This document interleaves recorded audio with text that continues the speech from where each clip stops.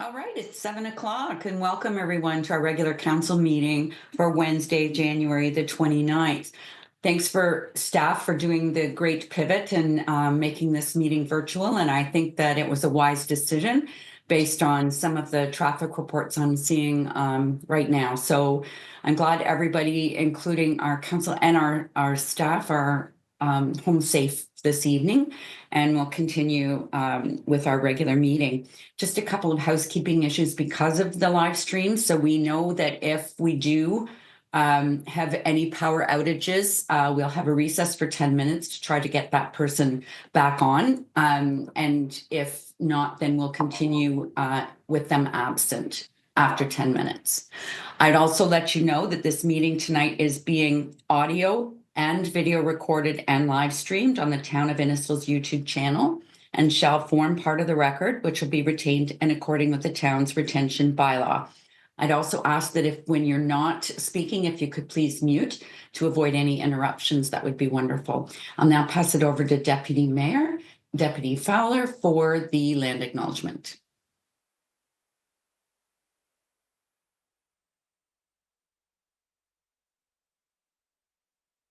Apologies, had to get my audio working. The town of Innisfil acknowledges that Innisfil is situated on treaty land that is steeped in rich Indigenous history. The town also acknowledges that this land is the traditional territories of the first people of Turtle Island. It is shared between the Anishinaabe peoples of Beausoleil First Nation, Chippewas of Rama First Nation, and Chippewas of Georgina Island First Nation, and we thank them for generations of stewardship. This meeting place is still the home to many Indigenous people, and as settlers, we are grateful to have the opportunity to work on this land. The town acknowledges the forced sacrifices that are the foundation of Canadian society today. We are dedicated to honoring Indigenous history and culture and committed to moving forward in the spirit of reconciliation and respect with all First Nation, Métis, and Inuit.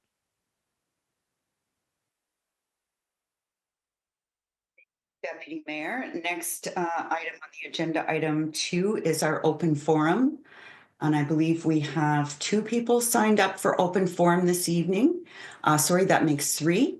So I'm going to start with the order on the screen. Please note that there is 2 minutes per participant. And we'll start with Mark Lawi. If you could please unmute and turn on your video and start whenever you're ready. No, the video. We're having some trouble with the video. Okay, well then you just go ahead and speak. Okay, yeah. Okay, thank you. It's okay, we leave it. Good evening, Your Worship, Council, and I guess most importantly, friends and neighbors that are in Innisfil. I'm directly to the west of the property in question, and I have we have several concerns, and I think one is the process in terms of how we're notified. I think it really should be a mailing close by to the other properties, because a little plaque on hoarding sometimes can get missed, but that's another point. Specifically, the height, the length, and the width is really a concern of ours. We only put out a seasonal dock. I'm not really sure why these structures are being permitted, but they are, and to increase them, exponentially along the shoreline. The topography of our shoreline is such that the property adjacent to us, where they're planning to put this boathouse, actually sticks out a little bit farther into the lake, which means its depth, if I convert it, is, if I'm doing it correctly, from meters to feet, because I'm an old school guy, is about 62 feet off of the shoreline. So I put out a seasonal dock to accommodate a boat seasonally and a lift. It's basically 60 feet. I'm going to lose when turning to the east and trying to look at Lake Simcoe itself from Kempton Phelps Bay. That whole view, I think, is going to be obliterated by, I call it a mansion on the water. I'm not sure why the size of these things are being permitted, but and then to turn around and increase it, if I've done the conversion properly with height that they're looking at, we're talking about approximately 31 feet. And I assume that's from the water line. I don't know if that's from an elevated deck off of the water line. again, I don't have that clarity in the information that's available on the plaque. But in Toronto, if you look at an apartment building, it's 10 feet per floor. So to give you an idea, it's like looking at the side of a 3-story apartment building, which will be now facing. And then there's an increase of the deck size. Like, this is going to be a mammoth structure, combined with the fact that their topography is such that the shoreline sticks out. It's further gonna. I just think it's sad that we're even contemplating these type of structures out on the lake. The lake is for everyone to enjoy, and I think there's enough room on land to create structures that are permitted by the bylaws of the area that should be able to house these type of things. And Thank you, Mr. Lawley. Your 2 minutes is up. yeah. So thank you. Sorry, Mayor, just one of the little disappointed that, it's a 2-minute and anyways, I sent into council my notes, and I guess everyone had a chance to review them. I appreciate the opportunity, and let's see what happens, I guess. Thank you for the opportunity to speak. Thank you. Thank you. Thank you. Had you have signed up for a delegation, you would have had more minutes, but the open forum is just 2 minutes. So, and I just on that note, the pivot only happened this afternoon at 2:00. That if you speak to the clerk, I was notified about this change at 2:00 this afternoon. So I really think this should have been postponed and rescheduled, because the time frame for allotment, that's not fair, I don't think. So, Mr. Lawley, even if we were in person, you would Right. still would have had to sign up for that delegation in advance. I wasn't notified about it, though. Yeah. Okay. So if That's part of the process problem. That a mailing is the way to go. A mailing is. So we're going to discuss this. First of all, for those who are watching, Mr. Lawley was speaking about item C2 on the agenda tonight, which is CPP, a class 1 variation, a community planning permit system for 970 Shoreview Drive. That's number C2 on the agenda. So, Mr. Lawley, you have an option of turning off your camera and muting and staying on the live stream until we get to that item and you can hear the debate, or you can, leave and watch on YouTube or read the paper tomorrow, or whatever you decide you'd like to do. So thank you for your comments tonight. Next on the open forum this evening is Raj Giancola, and Raj is speaking on item H.2, which is a notice or a motion which notice have been given for a pickleball. Whenever you're ready, Mr. Giancola.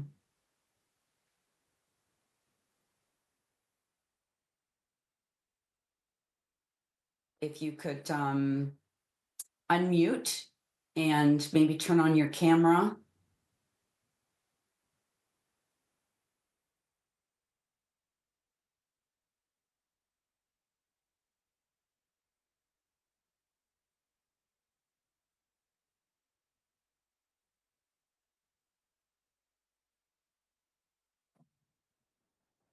So maybe while we're waiting for Mr. Giancola to get his technical difficulties worked out, we'll go to our third open forum this evening, which is Terry Ruck.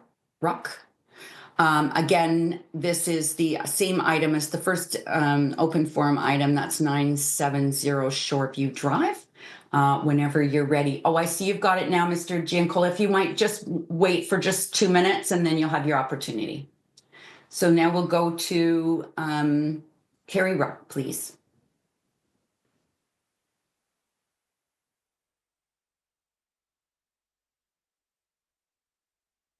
And Terry, if you're muted and your camera's off. We're out of practice. Back in our COVID days, we had this all down pat.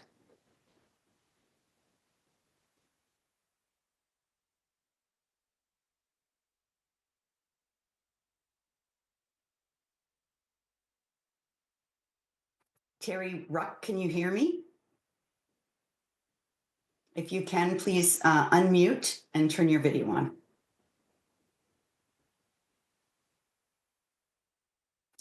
Okay, so we'll go back then to Mr. Giancolo for his open forum 2 minutes.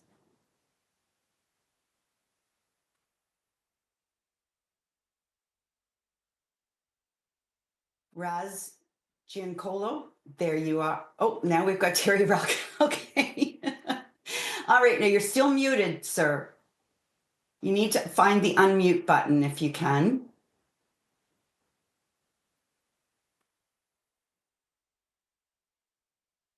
You're still muted. I wonder if anybody from IT can help Mr. Ruck with his mute button.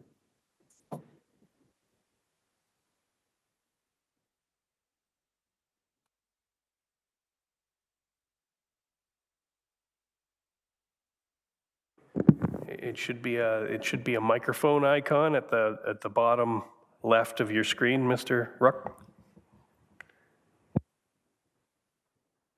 And it's red, I think.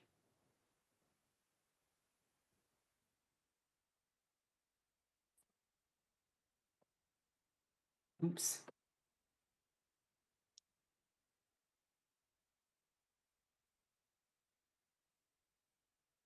We'll give them just a couple more minutes here.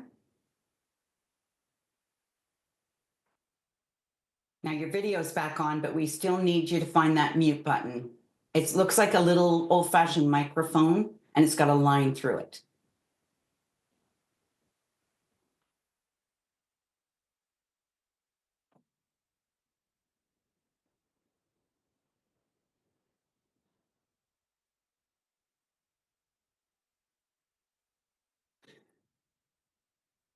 So while you're trying to figure that out, we'll go to our other open forum person, and then if that we can't get this figured out, then perhaps you can type us an email with what you wanted to tell us, because we're not hearing you. Okay, so we're going to go to Raz Giancolo.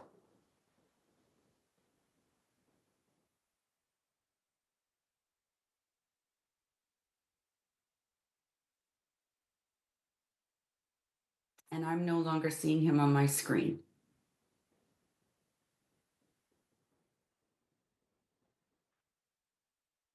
Oh, there he is. Roz, if you're ready now, we're ready to hear from you.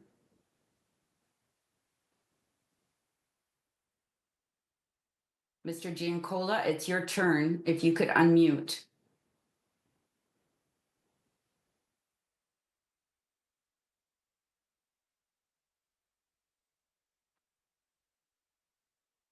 We'll give it one more try. Mr. Giancola?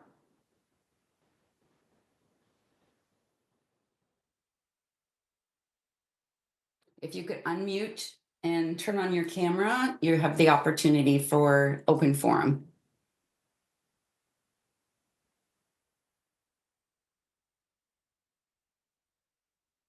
Okay, so unfortunately, we aren't having any luck with our two other open forum participants. So I think what we'll do is carry on forward and go back to them just before we get to any of those items and see if they've got their got themselves sorted out. In the meantime, we'll ask for an approval of the agenda, please. So we have two items added this evening, items 6.2 and 6.3, which are both items under delegations. And can I have a mover and a seconder, please, for those? Councillor Zanella, Councillor Waters, all those in favor? That is carried. And a note on the bottom that the Sustainable Advisory Committee terms of reference were supposed to be on the agenda tonight, but they've been postponed until February the 12th. So next we go to item 4, which is pecuniary interest. Are there any declarations of pecuniary or conflict of interest on tonight's agenda for any members of council? Seeing none, if one becomes apparent to you during the meeting, please let us know at that time, and we will make sure that the clerk recognizes it in the minutes. So finally, then now we're at presentations and petitions, and we're really thrilled tonight to have with us presentation from the County of Simcoe. So GM Fez Baguette was unable to be with us tonight, but we're very happy to have Andrew Scavarelli and Brad Spiewak from both from the county, Director of Housing and Homelessness Services and Director of Community Housing. Very much appreciate you being here. Just for those watching, this was something that council had requested from the County of Simcoe with homelessness issues on the rise, and Innisfil having a small issue, but an issue nonetheless. We just wanted to understand more how Simcoe County was supporting housing and supportive housing and homeless in Innisfil. So thank you for being with us, and whenever you're ready. Good evening, Your Worship and members of council. And on behalf of Andrew and myself, thanks so much for allowing us to come to your council this evening. And hopefully we can share some valuable information on behalf of the county. So next slide. And one more. And I should say, you'll notice there's quite a bit of information in the presentation. So hopefully you can use the presentation as a takeaway and something you can refer back to. So in the interest of time, Andrew and I will be going through things at a higher level, not diving into every detail in the presentation, but going over some of that key messaging, and hopefully you'll have some key takeaways there. But again, as always, you can reach back out to us at the county if you need clarification or more information on anything we talk about. So just a little bit of definitions, as the previous slide said. There's lots of words thrown around there when we talk about affordable housing. But generally the new term you hear is community housing, and that's typically what the county has rebranded its social housing as, where community housing is now this overarching umbrella, if you want to think of it, that encompasses all levels of housing. So right back from the original social housing, which was typically always known as government housing, that rent guaranteed income or RGI housing, that was strictly based off of the 30% of your income for rent, all the way up to affordable mixed market. So you may be aware as a number of the recent county developments and a number of developments across the province are more mixed income models, where they're including the various levels of affordability fall under community housing. And then more recently, you're seeing much more supportive housing.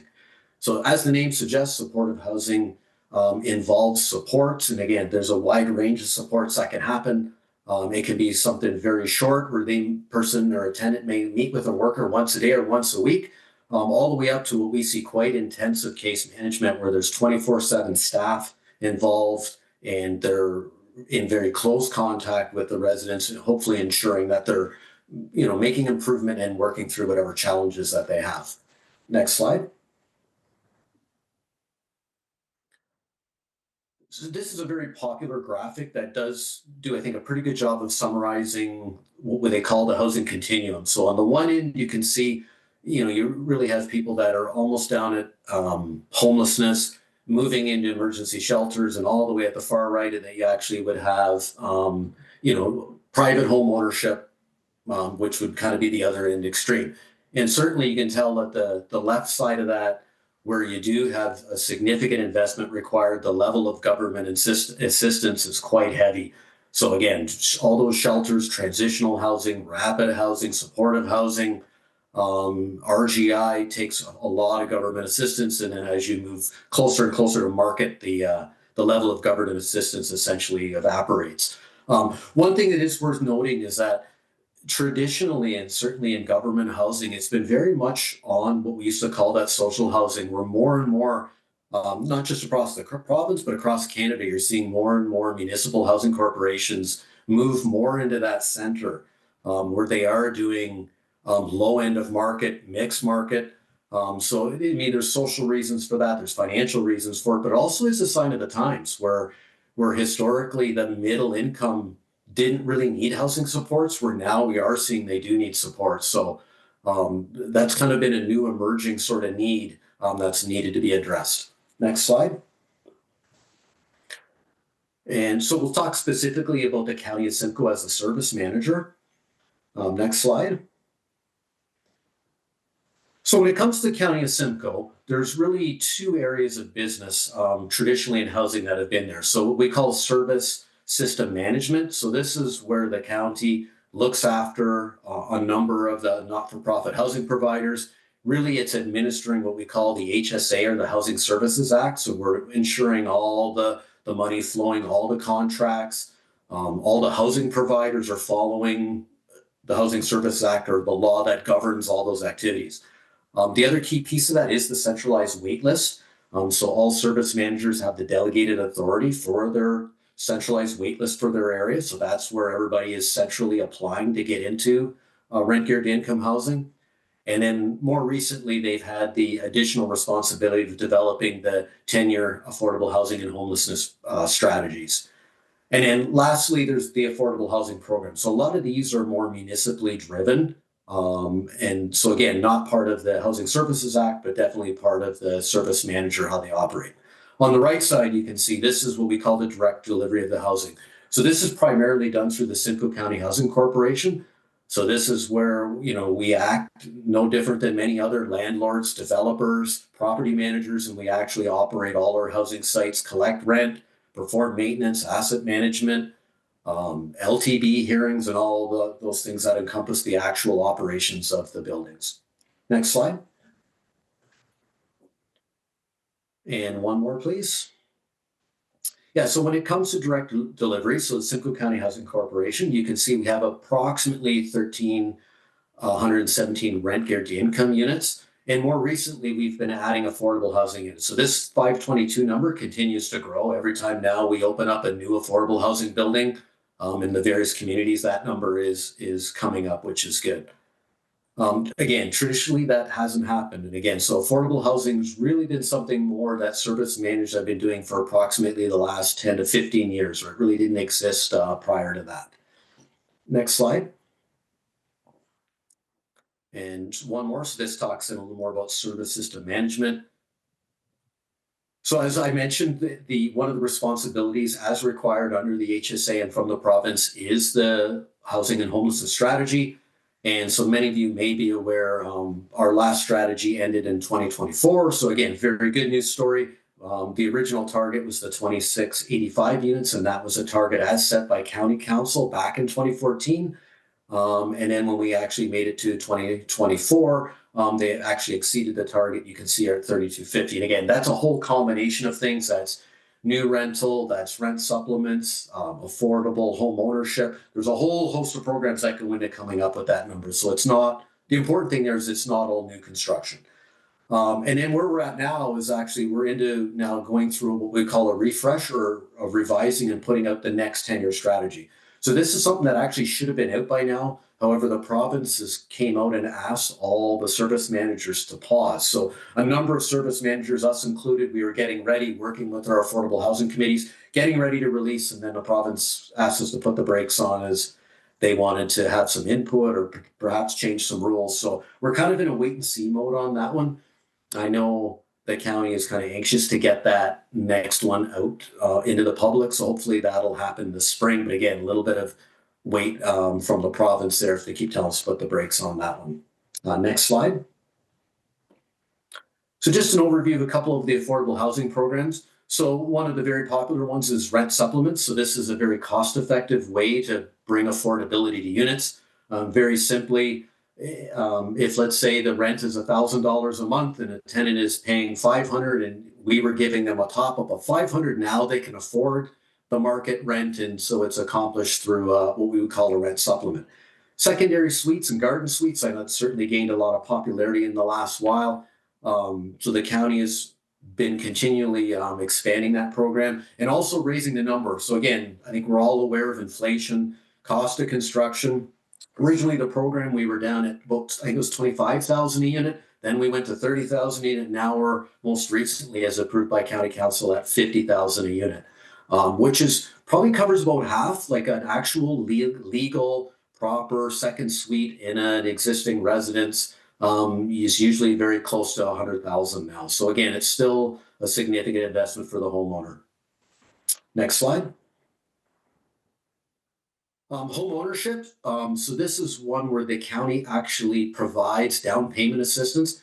It was very popular up until we saw housing prices dramatically increase. So it's dropped off what it used to be, and that's just because of the cost of affordability of a new home and the down payment assistance not being enough to meet that tipping point anymore. So we do a few, but it's certainly not what it was, unfortunately. So that is basically, you can see by there, they pay up to a 10% down payment, and there is a cap on that, where the house also has to meet a maximum number. I believe for the county it's 716,000.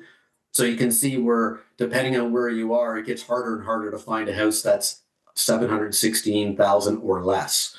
Certainly lots are going to be more, and then they don't qualify as per the provincial rules. So, and then the last one is what we call the Ontario Renovates program, extremely popular program. This is one, like I said, I wish we could get more money. Whatever money we get, we can easily get out the door. Very popular with seniors as well.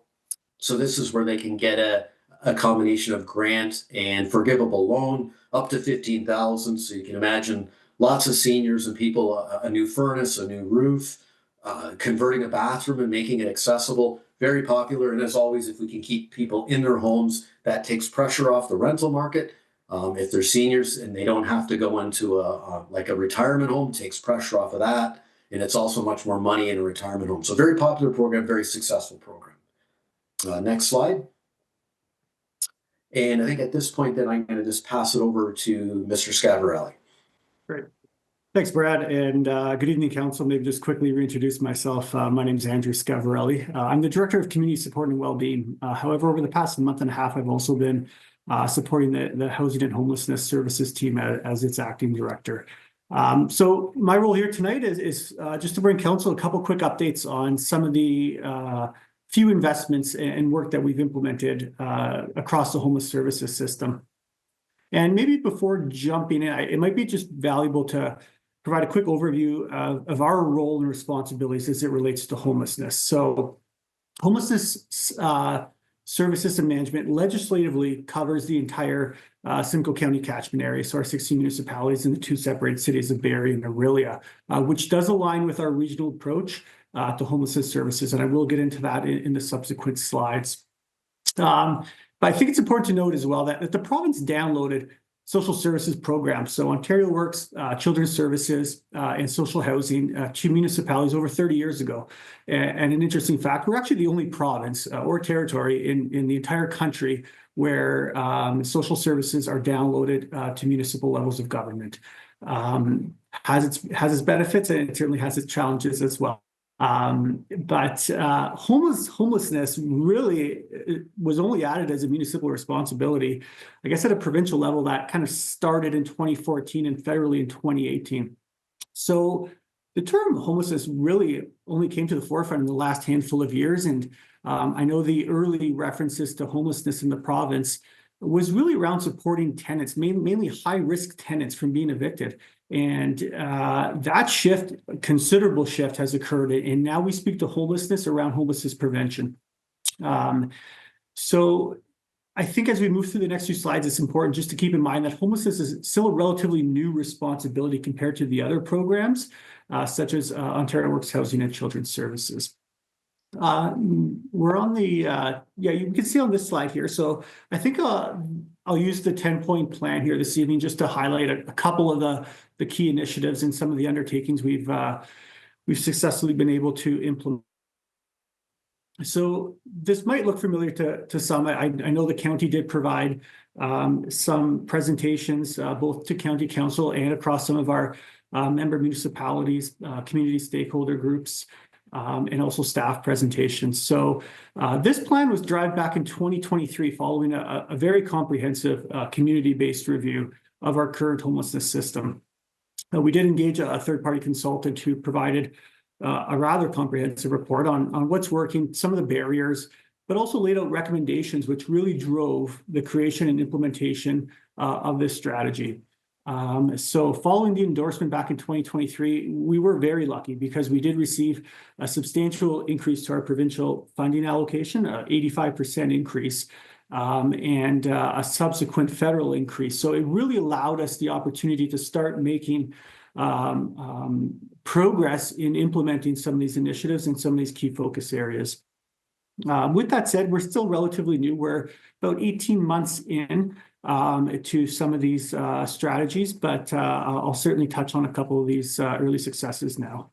So next slide, please. So I guess in the notion is that people are in shelters because there's nowhere to go. Or the places are simply not appropriate because they may require various levels of supports, or they're not attainable. And that really comes down to affordability.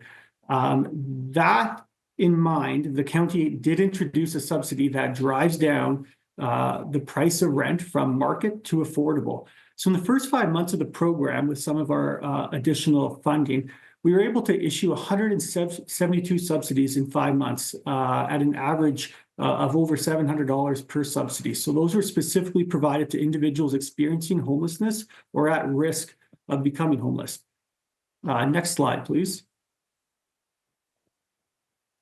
And another really important initiative here, and I'm sure this is something that many individuals throughout the county are becoming increasingly aware of, are the modular facilities. So back in December of 2022, we piloted a modular facility to serve as shelter overflow during the winter months. So the program ended, as does our, I guess, in alignment with our winter response strategy, which is April of every year. And so in April 2023, we repurposed this modular and introduced a rapid rehousing program. So what we did is we took added 24/7 on-site supports for individuals experiencing homelessness, but were determined to have a very high likelihood of being rehoused quickly, and were very likely to be successful in retaining housing. So not a lot of barriers. They weren't presenting with a lot of complexities. Many of these individuals were experiencing homelessness for the first time, very short stays or unsheltered, and often had experience in longer residences or rental agreements. So this program was very successful, and we had a very high success rate over the summer months. And the benefit to this is we were able to remove individuals from the shelter, place them into the modular facility, freeing up shelter space for those that are unhoused. And I'll get into this in a later slide, but it is such a critical tool that we leverage in the homelessness system. So it really weighs on the inflows and outflows of the shelter system. In 2024, last year, we actually acquired 3 additional modular facilities. So we have 4 now throughout the county. 2 opened last year. One focused on youth, another focused on seniors. We have our 3rd modular is set to open in February. Again, focusing on seniors. We reference seniors as 55 plus.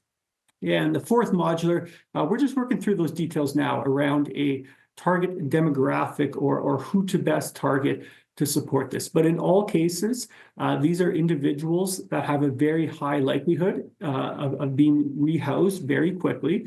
But also the trickle effect is it allows shelter spaces to be freed up. And that really helps us with those that are unsheltered and those that are living in camp throughout the county. Next slide, please.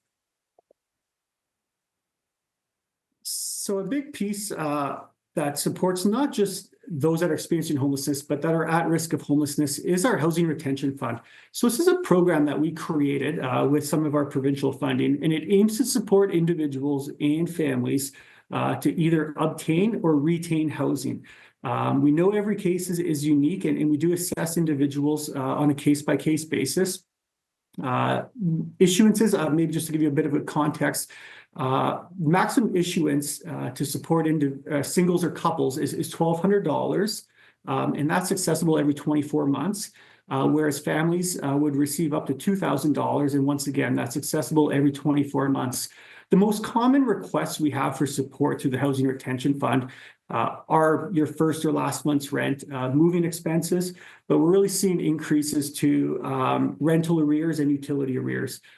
Very common, and again, accessible to not only individuals in receipt of social assistance, but any individuals throughout the community, or throughout Simcoe County for that matter, who are in need, but it is assessed based on income as well. I can say that in 2024 alone, was without a question our largest uptake of this program. We provided over 1.6 million across the county, and that's almost 1,500 individuals and families that receive the Housing Retention Fund. So it really paints a grim picture of just the struggles that many individuals, not even in receipt of social assistance, are seeing. And about a third of them were families, just under a third were families that were requiring supports through this program. The other 2/3 were made up of singles and couples. Next slide, please. So in 2023, we also introduced mobilized foot patrol community safety teams. So we piloted those in the downtown core in Barrie. We followed that by expanding into Orillia, Midland, and Collingwood.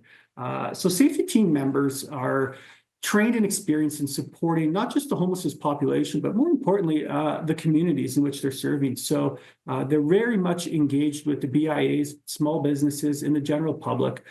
They work closely with numerous social service agencies and really the local community to develop strategies, not only that address homelessness issues, but really foster collaboration amongst stakeholders. And these teams are very much data informed. And so the level and intensity, along with the time of day that they would patrol, was really based on mapping and charting of data. We want to make sure that these individuals are ensuring the greatest impact to community safety and supports. Speaking of outreach and supports, I can also say that as part of the increase in funding that we received provincially, we did significantly increase funding for our outreach agencies, including the local provider in Innisfil, which is Shift. So 3 of those 4 agencies that we provided increases actually received 100% increases on top of their existing funding agreements. Next slide, please. So this slide really just highlights the complexities around how and why someone may experience homelessness. And as you'll see from the slide, it includes systemic, individual and relational factors, but really it does touch on broader system failures as well. And I know many of us have likely at least read the summary of the quite comprehensive report released by AMO several weeks ago. And that was through a partnership with OMSA. So all 47 service managers, including the County of Simcoe, play a really key role in data. And like I mentioned earlier, even just with the safety teams, we're very much data informed. And I know our current provincial and federal governments have certainly made that a very clear message is, it's one thing to share qualitative findings or observations, but to be able to quantify the numbers that we're seeing and the challenges we're seeing, so crucial for us to further our commitment to finding additional funding and additional resources from both the provincial and federal level. But if you get a chance, I strongly suggest take a quick read through not a quick read, it's rather lengthy, but maybe the summary even. The report does paint a pretty stark warning on the homelessness crisis across the province. And it does reference some of the contributing factors that you'll see on this slide. But it also outlines some bold action items, to solve homelessness. And they even had some modeling that they release some costs associated with how much is going to cost to solve homelessness.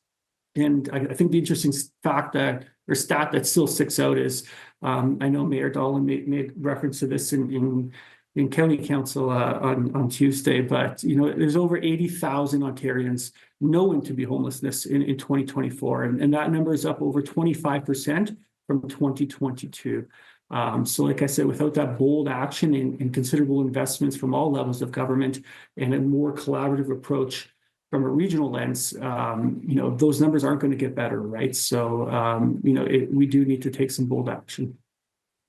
And next slide, please. What I kind of just touched on earlier, the bathtub, inflow, outflow, just a simple diagram to try and illustrate the dynamics of a system. And I always think of our rapid rehousing program as this in itself. The ability to, I guess the solution really is to build a system where emergency shelters really only serve as temporary interventions. They are not long-term housing solutions. We need to focus on, the prevention, which will support the inflow, but affordable housing as well, and really community-led approaches that will certainly reduce the inflow of homelessness and hopefully create stable exits. poor outflows. Next slide, please. And there we go. So identifying homelessness or risk factors, it really, like I mentioned, involves analyzing really key data indicators, and these indicators, help us from determining the level and intensity of supports, the location of supports. You'll see here some of the most critical data points are highlighted on this slide, but there's also additional risk factors such as housing market pressures, eviction data, utility disconnection notices, even waiting lists for subsidized housing. Those are all typical indicators as well. I think I can also reference this. I had shared a couple times now, but we approach homelessness service system management from a county lens. So it's a regional approach. And we are working very tirelessly to try and centralize our motel voucher program, centralize, our outreach team, centralize intake with the end user in mind. So we don't look at vacancies or shelter usage specific to one area to determine the need in the area. But what we do is we look at it, where is there vacancy? And we have individuals experiencing homelessness that are in rapid rehousing programs on perhaps the other side of the county. And we are working very hard on connecting individuals through transportation. We're seeing it very much in the winter months now. Our winter warming response plan and even our warming centers, a lot of individuals are accessing warming centers outside of their municipalities because there's vacancy there. So we do look at it from a regional lens and not necessarily from a city or a town's perspective. Next slide, please. And yeah, just to kind of wrap up my part here is I know Shift, they do that work here in the South Simcoe area, and just thought I'd throw a slide in there. So these are just some of the supports and services offered by Shift. So they are the primary service provider for emergency shelter outreach, youth outreach programming, and they have some great daytime drop-in programs in the South Simcoe area. So any questions specific to those programs, sure, I'll encourage you to reach out to our friendly folks at Shift. But also any questions related to County Simcoe homelessness services or our 10-point strategy, please don't hesitate to reach out to myself or anyone at the county. But I am going to turn things back over to Brad quickly, just to highlight some of the county's affordable housing developments, which I think many of you are waiting for here. Thank you, Andrew. If you go next slide. No, and I apologize. Don't panic. This I know is probably one of the world's busiest slides you've seen. But the important thing here, as you can see, it is complicated, and affordable housing is essentially funded by the three levels of government. So you can see the federal, the provincial, and the municipal. The unfortunate thing is most of the heavy lifting is being done by the municipalities. And so all the municipalities are actively engaging more what we're calling a one-third, one-third, one-third share. And Andrew made mention previously where Ontario is this very different model where we have devolution happened back in 99, 2000, and the service managers were created and were given this delegated authority over the housing system. Where again, if you went to BC, I would say it'd be BC Housing. If you went to Manitoba, it's Manitoba Housing, where the old Ontario Housing Corporation was essentially devolved back in 2000. So it's been a significant cost to municipalities. And so again, you're seeing lots more, and I think whether AMO might be leading some of that, certainly HSC is, and a number of the working groups of the 47 municipalities are trying to get the province and the feds to, we don't want a bilateral agreement, we want a trilateral agreement. That's kind of what the municipalities are saying, because it's a big price tag that comes along with all this. Next slide. So creating affordable rental. So from our standpoint, the Simcoe County Housing Corporation, we've kind of done two activities. One is trying to make sure we always have something shovel ready. And unfortunately, on that previous slide, when some of those municipal dollars come, they literally want shovel ready, permits in hand. You have to start usually within 120 days. And you can imagine if any sort of design, planning approvals, zoning is a requirement, it's very difficult to hit that 120 days. So we try to make sure we have some shovel ready projects ready. Last year, we also reached out to all the member municipalities with a call for proposal to see if they had any donations of land and wanted to partner with SCHC. And we also went out to private developers to see what was out in the private market, what private developers also maybe had shovel ready or were starting and maybe potentially could get some help from us or even partner with us. So next slide. And so for here, the old adage of time is money is never more true than it is in construction. So when myself and my team are acting as developers, which we always do, typically we have a couple developments on the go, it is so important to have things ready. And as a municipality, anything you can do to have some of your things, your OPA already allows for, and I don't know if they do, but, reduced parking for affordable housing. To have your densities, your heights, and some of these other things that are allowable to make affordable housing more cost effective. To have all those things done ahead is important. When we work with member municipalities, typically we would ask that they have OPAs, ZBAs all done ahead, and it removes risk. And it'd be no different from a private developer. The less risk, the less time, the less it costs. And you can see that the building timeline hasn't gotten shorter for anything.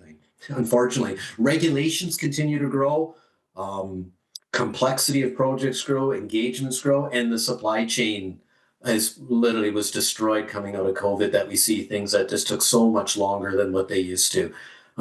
Typical examples, I used to be able to get, in best case scenario, I could get windows for a building in 2 to 3 weeks, and then windows went to like 3-4 months, 6 months kind of thing to get windows. Some electrical gear, we used to be able to get electrical gear within a few months. Right now, main switchgear and transformers is about a 50 to 60 week lead time. So it's like a year. And similar with large air handling equipment, custom built air handling equipment that we use in all the larger buildings, we plan on now a 60-week delivery, and it used to be 14.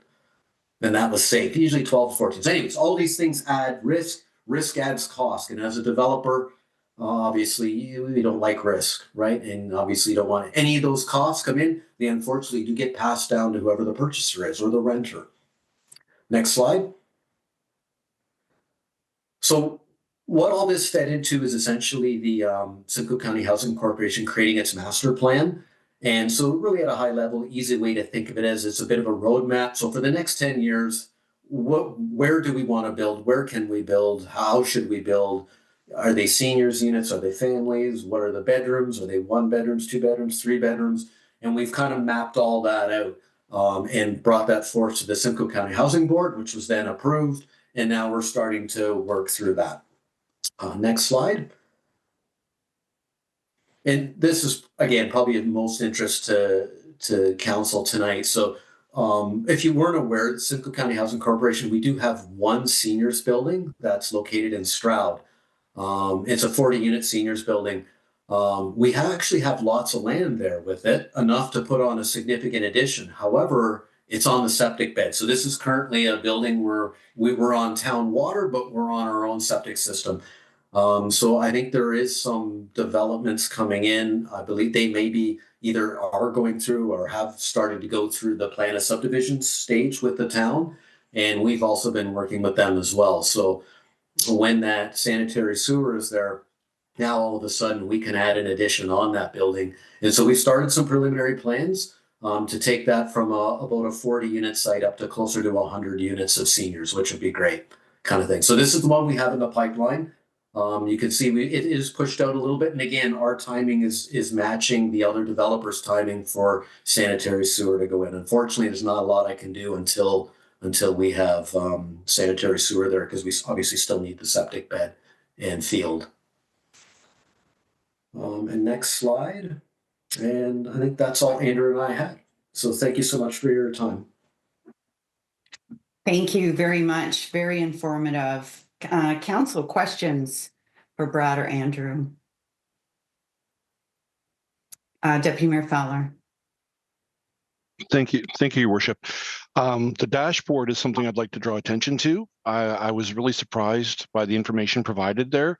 I think it's a good resource for people that think in Innisfil, for example, that there is not a homelessness issue. Like we have 20 listed according to the to that particular dashboard, and it goes on a day-by-day basis, which I think is incredible that you catalog and track that on a daily basis. It's something that I would suggest other councillors to take a look at, and it's a good resource. Thank you. Thank you, Councillor Zanella. Thank you. With regards to the subsidies, where does the money come from for the subsidies that you give out to people? Through you, Mayor, and thank you, Councillor. I'm assuming you were referencing the subsidies that we provided to, like, the just over $700. So it's a combination. Those ones came from our increase in homelessness prevention funding. So that was provincial funding that was committed to us. So a pretty substantial increase of 85% allowed us to be able to provide those subsidies. So that is provincial funding. Okay, and just another question with regards to the modular homes. Are they seasonal, only seasonal, or can you live in them all year round? Thank you, and through you, Mayor. Yeah, great question. Those are year round. So those modular facilities are fully insulated, running water, sewer, electricity. There's a full commercial kitchen in all of them, and so they are 14 unit. All four of them. So we're able to have, with the four of them now, we have 56 units that single occupancy. So, I mean, we could always add double occupancy depending on the program or the target audience, but it is year round. And again, the premise is very much rapid rehousing. So moving people out of the shelter system into the modulars fairly quickly, getting them housed into permanent sustainable housing, and then creating that outflow out of the shelter system. Thank you. Thank you, Councillor Waters. Thank you, Your Worship. Thanks very much for the presentation. Always nice to see some progressive things going on. My question is around sustainability. During AMO, when it was in Ottawa, I had an opportunity to do some tours of some social housing projects down there. I was at a Passive House conference in Hamilton and did the same thing. It seems many of the larger municipalities are moving to have very progressive sustainability standards for their affordable housing in terms of moving to passive developments, because the costs up front are almost comparable to standard building, but the long-term costs in terms of operating are hugely different in terms of reduced, and that's what's really important when you have these buildings for maybe 100 years. So I'm just kind of curious, where is Simcoe County on moving to a more sustainable, progressive model? I'm happy to take that one through you, Mayor Dolan. Yeah, no, you're 100% right. I'm a huge fan of Passive House.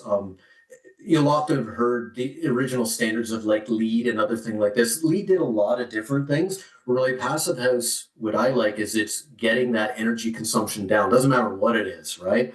Is getting it down to a low number. I believe it's like around 80 kilowatts per square meter, I think is the target. Very aggressive target.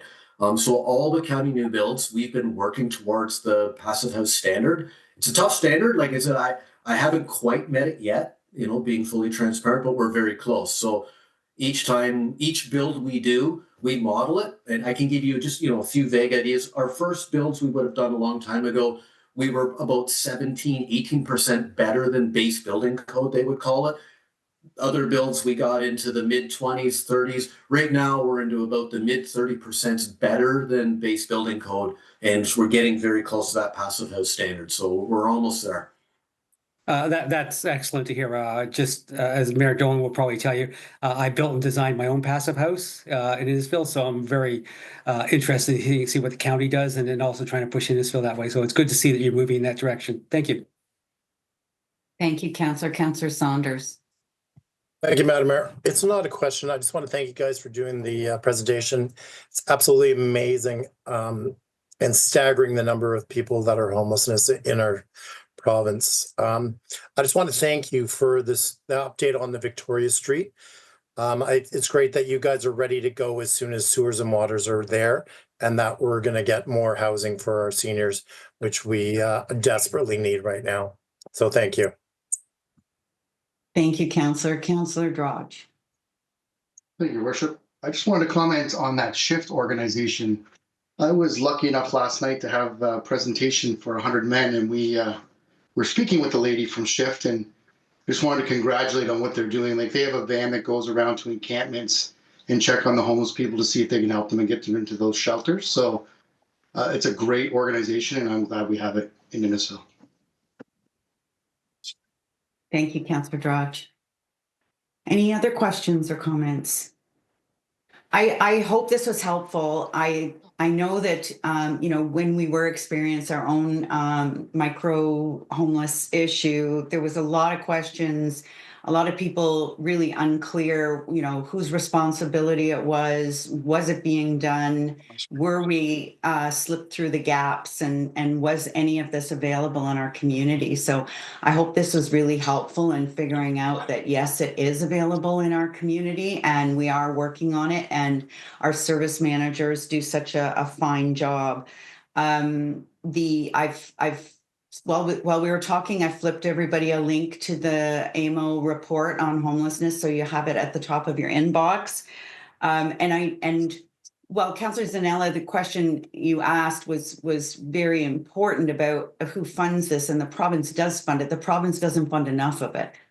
So what happens not only with our housing and our homelessness, but also with our health unit and with our long-term care homes, they're funding it to the year before. So our property tax dollars are subsidizing all of this. Well, I think I'm on both sides. Well, I think it's good that we're the only province where it's at the lower tier, because we're hands-on. We know our communities best. We know how to spend the money the best. But we need the money to spend. And the problem is we're subsidizing it with tax dollars. County councillors are always at the point where, okay, the province is going to give you like $4 a day for every senior in a long-term care home for food. And then we're like, no, we can't do that to them. We're going to subsidize that. So, but again, that comes from property tax dollars. So I just wanted to comment on that, and thank the presenters very much for sticking with us and being here this evening. And enjoy the rest of your evening. And I'll ask for a mover and a seconder. Oh, one other thing. So like Councillor Saunders, I was ready to ask the question about Stroud. So I'm so glad I didn't have to, because you preempted me with that. But I'm really glad, because that, while it's a lovely spot and the people there are very happy, it does require not only an addition, but an upgrade. So really glad that's on the list, and hoping we can get it moved up from the date that you had on the screen. So thank you again. Mover and a seconder, please, to receive with thanks the presentation from the County of Simcoe. Moved by Councillor Drudge, seconded by Councillor Saunders. All those in favor?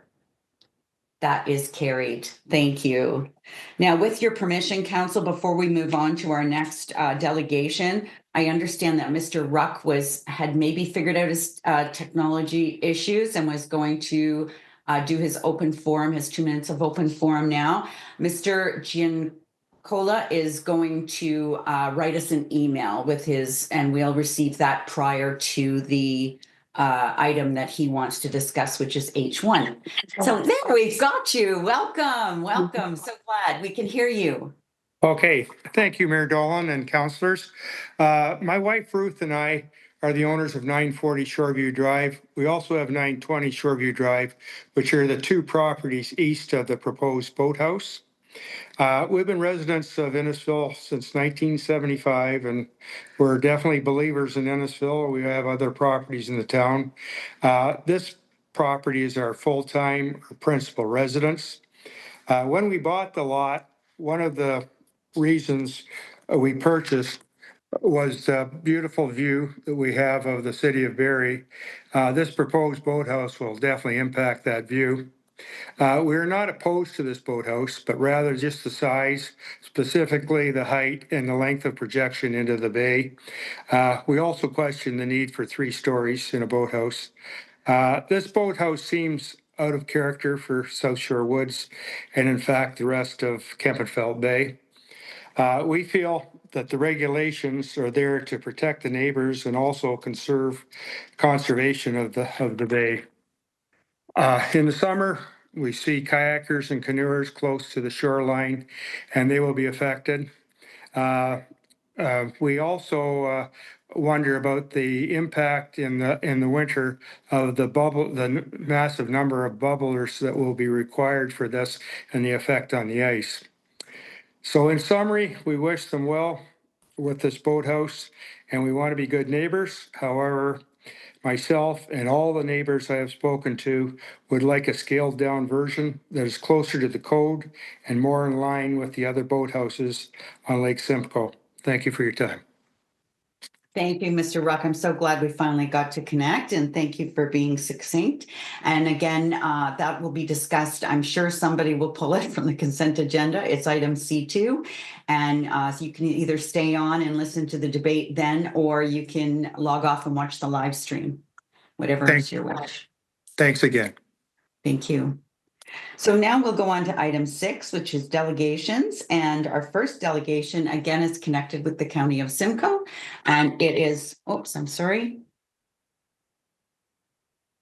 It is Axima, and I believe Ryan Durrell is here to speak to us tonight about the Simcoe Municipal Insurance Pool. Good evening, Ryan. Good evening. Thank you, Your Worship. Thank you, councillors, for having me. I will just launch right into my presentation and try and keep this brief. I'm here to talk to you about the Simcoe County Municipalities Insurance Pool. Next slide, please.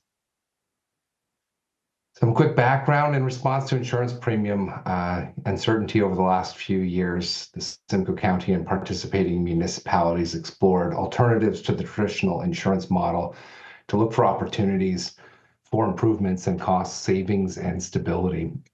We undertook a due diligence process, which involved a feasibility study to assess whether there was a strong business case for implementation of alternative. That was quite definitive, and now implementation is underway, and we're looking for commitment from the municipalities. Next slide. The proposed solution, after looking at several options, was an insurance pool. It won't be the first insurance pool in Ontario. There are 2 pools that are currently in operation in Ontario. One is the Waterloo Region Municipalities Insurance Pool, which was established in 1998, and the other is the Durham Municipal Insurance Pool, which was established in 2000. By way of background, my predecessor firm and colleagues put together both of those pools back at that time. I'm not quite that old, so just missed it. You might be wondering why it's taken 25 years for us to establish a new pool, a third pool in Ontario. And largely the reason is that in between 2000 and 2025, we did have the longest period of soft insurance market conditions, which meant that pricing was largely speaking going down over that period. Nobody's particularly excited about looking at alternatives when your costs just keep getting cheaper. But it wasn't until about 2018 when the insurance market turned hard and prices started to increase that municipalities were looking for alternatives. And it really is only in those conditions when municipalities form pools. But I will point out that both those existing pools continue to operate successfully and continue to provide significant value to their members. So it's not like the insurance pool will not provide value in a soft insurance market. Next slide. So why start an insurance pool? Next slide.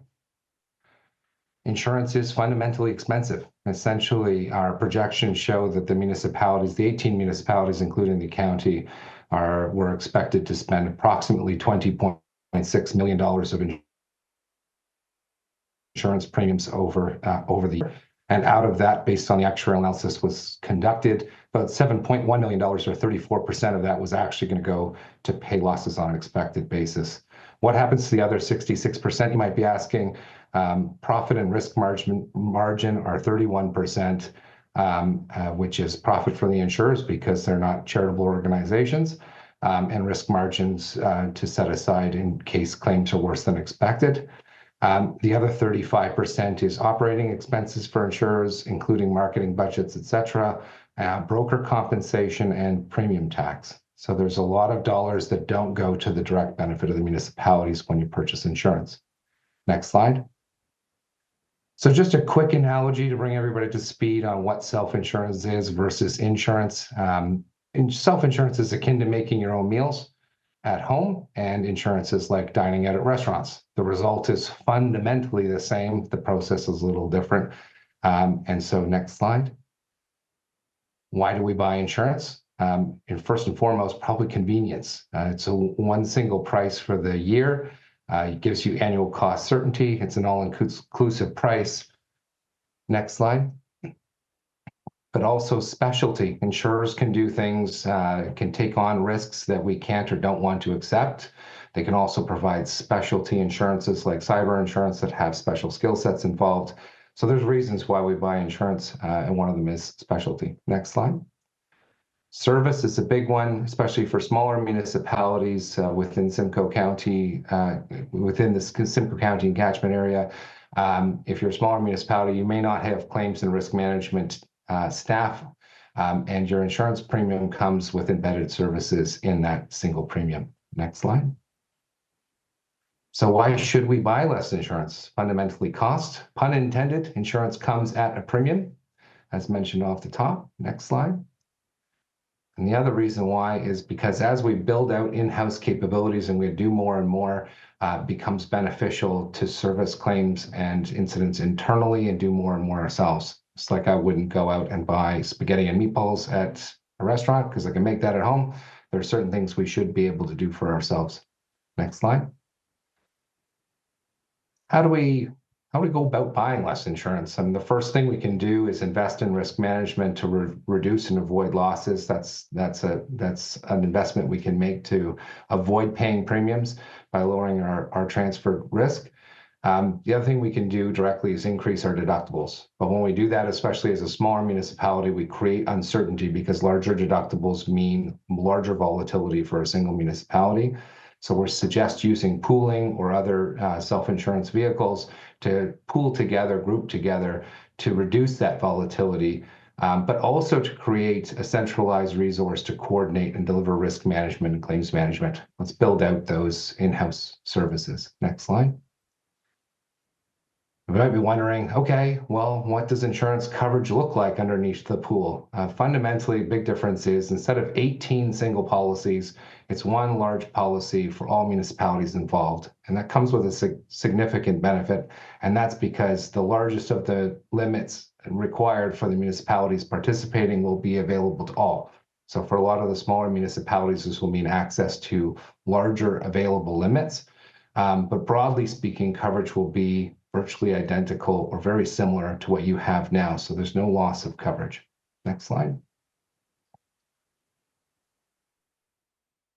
So what does a pool structure look like? What does it mean to pool? It's not a swimming pool, it's an insurance pool, and it sits above your municipal deductible. So all the municipalities involved currently have deductibles that they pay out of pocket before the insurer starts paying claims. And we're inserting a layer of coverage that's going to be handled by the insurance pool between the municipality's deductible of between $10,000 and $100,000 and $500,000. So essentially, if there's a loss, we're going to retain $500,000, and then we're going to continue to participate in insurance. We're going to buy insurance. We're just going to buy it differently, and we're going to buy it excess of $500,000 up to the limits necessary.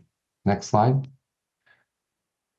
On the topic of deductibles, deductibles are actually very important for making sure that municipalities continue to have a stake in good risk management individually. And so one of the things we're looking to do within the pool is streamline those deductibles to make sure they're consistent across municipalities of the same size. Not to worry, if your deductible is going up, you will get a credit on your premium/levy to compensate you for the increased retention. So all of that is being taken into account. But it's very important that municipalities access the pool the same way based on size.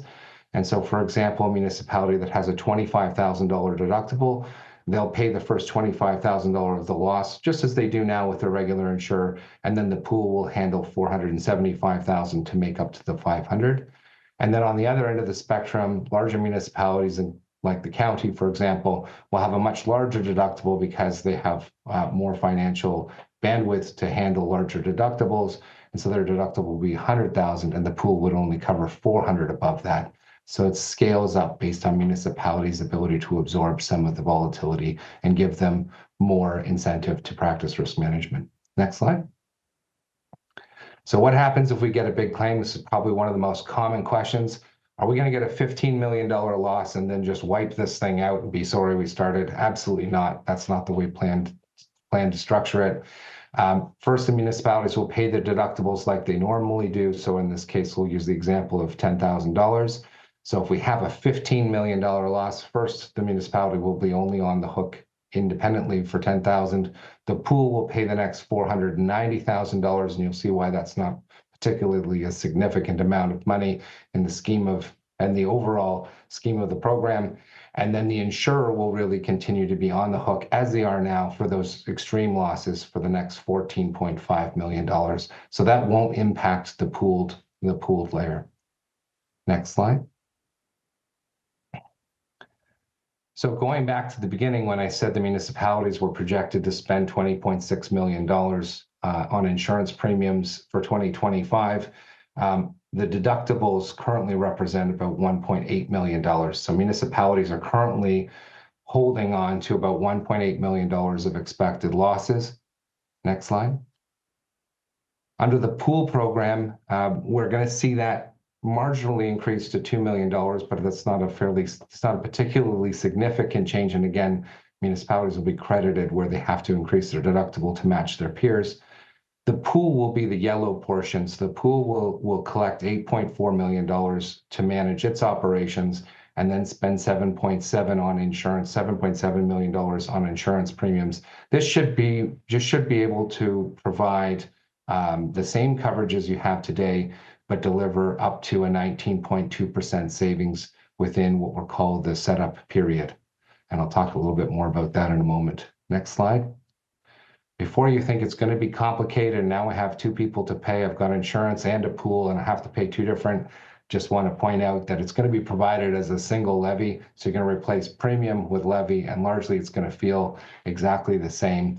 A single cost for anything excess of your deductibles. So the tally of the two components I mentioned earlier is $16.1 million. Next slide. If we just sort of take X-ray goggles and look at that $16.1 million, what goes into that? As I mentioned, the $7.7 million is still there in green. That will go to excess insurers, and we're still going to access that insurance market, just use less of it. $4.5 million is actuarially expected to be retained by the pool in losses for the benefit of the municipalities. The actuaries have identified an $815,000 risk margin to make sure that 4 times out of 5, we're going to have more than enough money to cover losses. And then a $1.575 million operating expense budget to pay for pool staff. As I mentioned, we're going to build out those resources within the County of Simcoe municipalities to provide risk management and claims management. And then at the far end, there's a $1.5 million item, and that really is a surplus contribution. And again, it's still part of the levy. It's not an additional cost, but the actuaries have suggested that we collect an additional $1.5 million to rapidly build up surplus to ensure that we have more than enough money for a rainy day. Next slide. So how are we generating 19.2% savings? Where is this coming from? And I want to point out that we're not expecting claims under this new program to be different than they are today. I mean, there are some ways in which they could be less costly, but the reality is the projections are assuming claims are claims. And if an accident happened on the sidewalk of a municipality, it will happen one way or the other, and it'll cost the same. So really where we're finding the savings is in reducing the amount of commercial for-profit insurance we buy, establishing a pool and managing a meaningful portion of our losses on a not-for-profit basis. So we're going to cut out a lot of the costs that come along with the insurance industry by in-housing some of that stuff. We're also going to consolidate the insurance placement services. Instead of 18 individual placement processes, we're going to streamline that into a single, and that should reduce those placement costs by up to 90%. And just To put a number to it, about 15% of that $20.6 million is likely insurance brokerage costs. And so we're going to reduce about $3 million of those costs significantly. Next slide. So planning for stability is ultra important, and working with the technical working group, which was made up by a number of members of the Simcoe County municipalities. What we're proposing is, instead of taking the full 19.2% savings, is to defer 9.2% of that to help build surplus even quicker than what the actuaries were initially projecting we do. So delivering an immediate 10% direct savings and then deferring 9.2 until later. And what this does is provide a belt and suspenders startup surplus for enhanced stability. And so we're just going to have more money to make sure that we're not caught with more claims than we have funding for. It also will provide a second and even a third wave of savings down the road for municipalities participating in the program. So this will continue to deliver increasing value over time. So the 10% is not a one-shot deal. It will actually increase over time. And then obviously that will enable smoother year-over-year budgeting. Next slide. So just looking at how this stacks up, again, pun intended, that plays much better in person than it does on Zoom. The actuaries are proposing an $815,000 actuarial risk margin, then a $1.5 million surplus contribution also recommended, but just for a period of time until enough surplus is being built up. And then, as proposed, with the advice, with the support of the working group, an additional $2.06 million would be the deferred savings component. So we'll be putting away $4.375 million as a buffer on top of what we expect the claims to be. That's roughly 1 times what the expected claims are. That's a significant investment in stability out of the gate while still delivering a 10% savings. Next slide. So how does this translate into multi-year savings for the municipalities? So starting on the far left with the gray bar, that's your $20.6 million expected 2025. And this is put all on the same dollar basis of $2025 basis, just for comparison purposes, to make it look apples to apples. So we start there. The move to pooling will generate an immediate 10% savings to the municipality. And I've highlighted there the 9.2% deferred savings. At about year 3, we already have enough money that the actuaries are telling us you no longer need to collect the $1.5 million. So that's going to cut out and your levies will decrease, generating an additional 6.7% savings over status quo. And at some point around year 5 or 6, it will become very obvious to us that the additional 9.2% we've deferred out of the gate is no longer necessary, and your levies, essentially your replacement for your premiums, will be even smaller, stretching the savings out to 26% over status quo every single year from that point forward. So this is going to generate increasing savings for the municipalities and continue to be a good news story over time. Next slide. Some operational considerations, and for those wondering, there's only 2 slides left, and this is one of them. The planned launch date for the pool is June 1st. That's when the first policies will come into effect. The move to June 1st streamlines administration, but I will point out that June 1st is absolutely convenient for nobody. No single municipality within the group has a June 1st renewal date, so it's equally inconvenient for everybody. But all the municipalities, the various municipalities have different dates: January 1, April 1, September 1, July 1, but nobody has June. So we were equal opportunity on making that inconvenient for everybody. It is convenient, however, for administration. It's a great time to renew insurance because insurers have solidified their reinsurance. They have lots of capacity available. It also will make it easier for budgeting purposes because your premiums will be known well before budgeting season, and we'll be able to give you a multi-year view of what those levies will look like going forward. Joining does require signing on to a subscribers agreement, which creates the association, which is the pool. It contains a 5-year commitment ask to ensure stability. It also provides us with the negotiating power to work with excess insurers to make sure they know that we're committed to this structure and they want to get on board and support it. It also creates the advisory board, which governs the pool and the pool staff. So the pool staff will be seconded from one of the municipalities and governed by the advisory board. It's important to note the advisory board has 1 seat per municipality and 1 vote per seat, regardless of size. So the smallest municipality will have the same vote strength as the largest municipality, which would be the county. The advisory board will set the pool levies annually with input from the actuary. The pool manager who will come on board will be responsible for those day-to-day operations. So we are not downloading tasks onto the municipalities. And it will also lay out the entry and exit conditions. Next slide. This is the final slide, guys. We're in the home stretch. Just a couple more minutes, if that. Not all municipalities are required for launch. We modeled this down to 50% participation, which I'm pleased to say that I believe we've already surpassed with the municipalities that have already elected to join. Entry after startup could add costs, which would be borne by municipalities who've decided to join later. It also will put a strain because accumulated surplus, the $4.375 million we mentioned earlier, would need to be matched by municipalities joining later, which could be perceived as a cost, even though if you'd started off at the beginning, you would have that built up. Members might not meet criteria for joining down the road. The advisory board will lay out what the criteria for joining are, and that might be different later than it is at startup. And also the pool advisory board may simply not want to accept new members. If things are going great, why would you let a new member into the party? That could kill the vibe, to use the term my kids would use. Pool staff will provide and coordinate all the services. So we're, again, just want to reiterate, we're not downloading new tasks on staff. The risk management services, claims handling, including the appointment of adjusters and defense counsel, will be handled by pool staff in much the same way as it works now. The organization of the few meetings a year that the pool will need to have will be coordinated by pool staff, as including things like inspections. Whatever the current insurer uses, the pool staff will coordinate with the insurer with in-house staff. That is the last slide and the end of my presentation.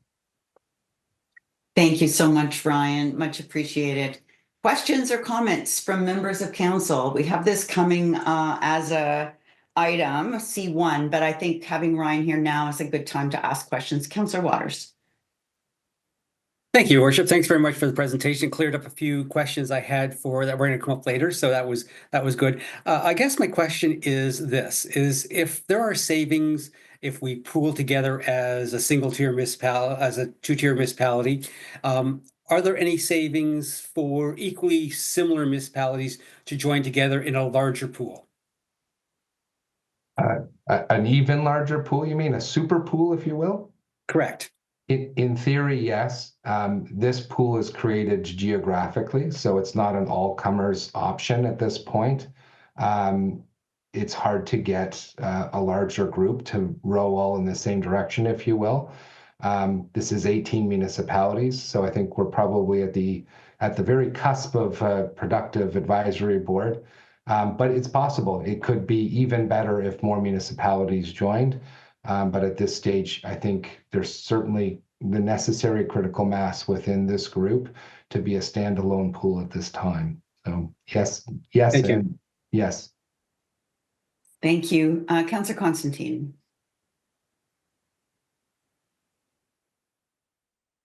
You're on mute, Grace. Okay, my question is, are you hearing me? Yes. Yeah. Yes. What are the requirements for joining the pool, and is there a minimum commitment period?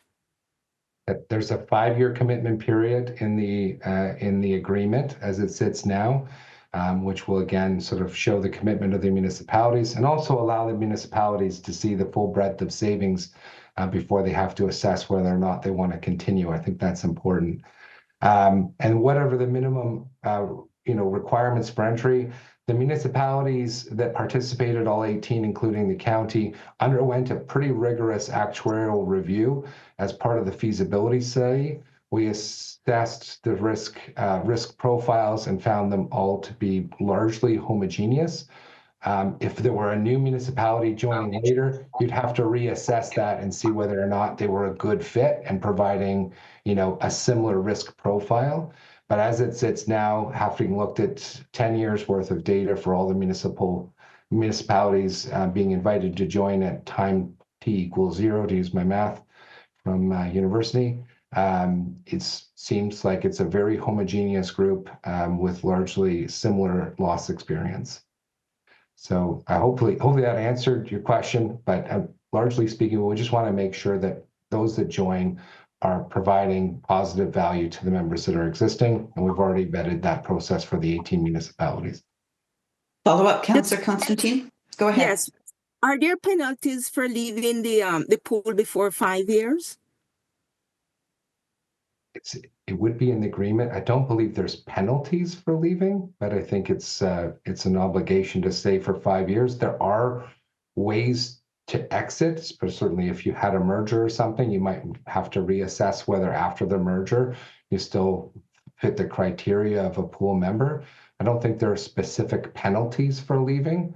If at worst, the penalty might be leaving your surplus behind, but I'd have to look at the agreement and take that away.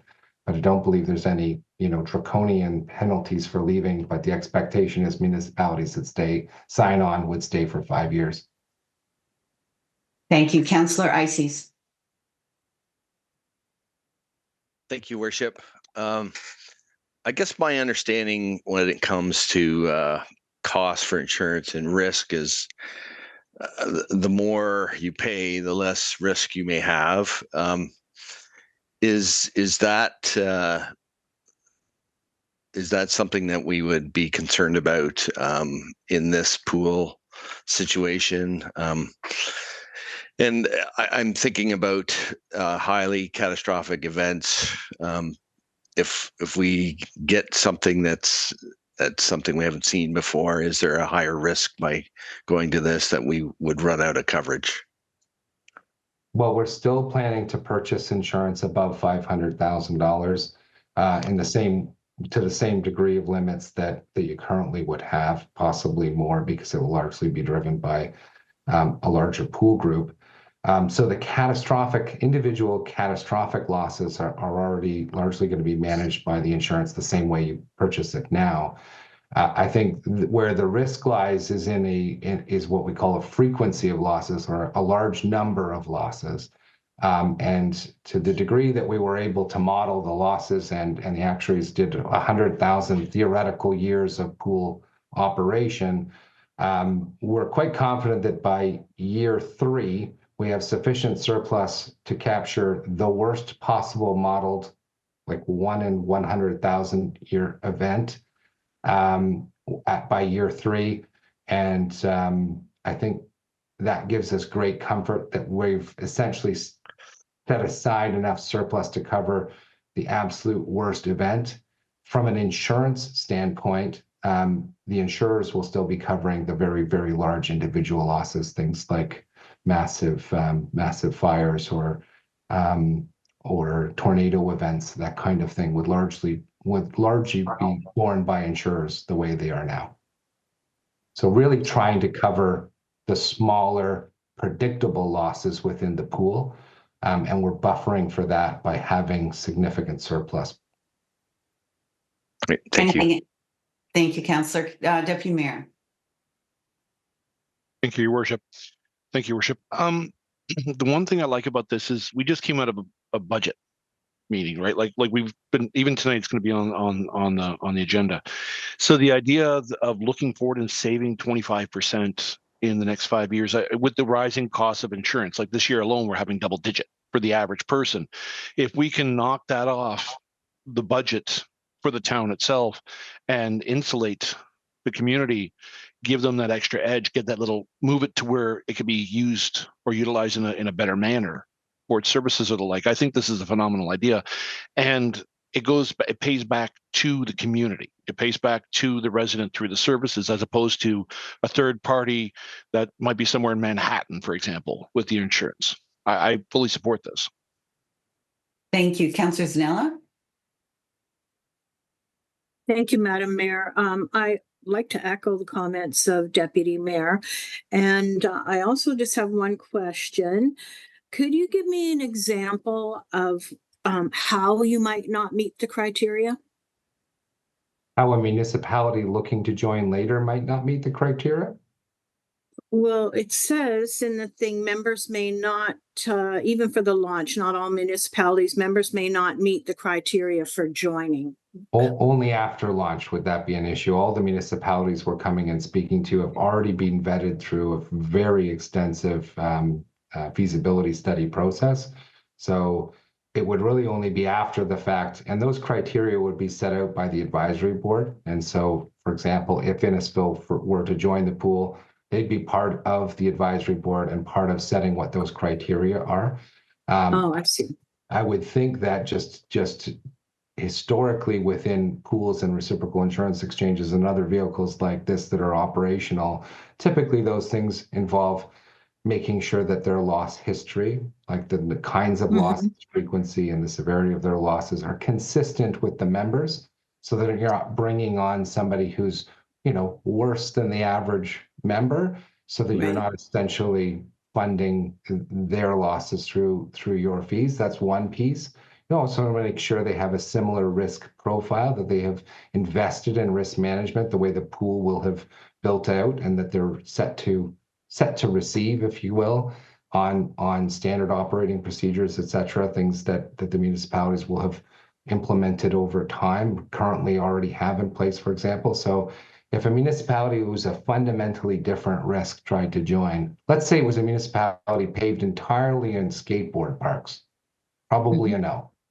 Just to give you an example, at the extreme level, probably, I know skateboard parks are pretty risky, but, a measured risk. But if it was an entire skateboard park municipality, we might say no to them. Okay. Thank you. Thank you, Councillor Zanella. Any other questions? I'm going to ask when I asked at the county, if I could, Mr. Durrell, and that was about risk management and policies. So will we be required to adopt certain risk management policies that maybe we don't now? Like I'm thinking of fire burn permits during certain times, or no tobogganing, those types of things. I have not seen that, just experientially working with the Waterloo Pool, and I have done so since 2015. Largely risk management is recommendations and guidance, and municipalities are still able, and largely because they have their own deductibles, largely able to make their own decisions about what things work best for their residents. The reality is, if you're a municipality who undertakes riskier activities in the group, over time, your levy may reflect that. And it might be that, you're comfortable paying a slightly higher levy, and I don't mean day and night different, slightly higher levy than, say, your neighbor, because, your residents demands, tobogganing, et cetera. And that's okay. Municipalities can have different risk profiles, but that risk management is largely guidance and recommendation. The standard operating procedures that would sort of be enforced would be the way in which claims are reported. And I think that's pretty reasonable to expect, how they're tracked, so there'll be a centralized claims management system, so that we have the data to be able to provide the insights to municipalities. What things generate losses? Which things should you consider changing or adopting in order to lower costs and ultimately deliver savings to residents? So those are the kinds of things that I think would be more prescriptive, but even then, you'll have a seat at the advisory board and with your peers be able to direct where you want change to happen. Thank you. And then one other quick thing. So municipalities with a lot of lakeshore versus municipalities without any lakeshore, does that usually create any divergence in fees?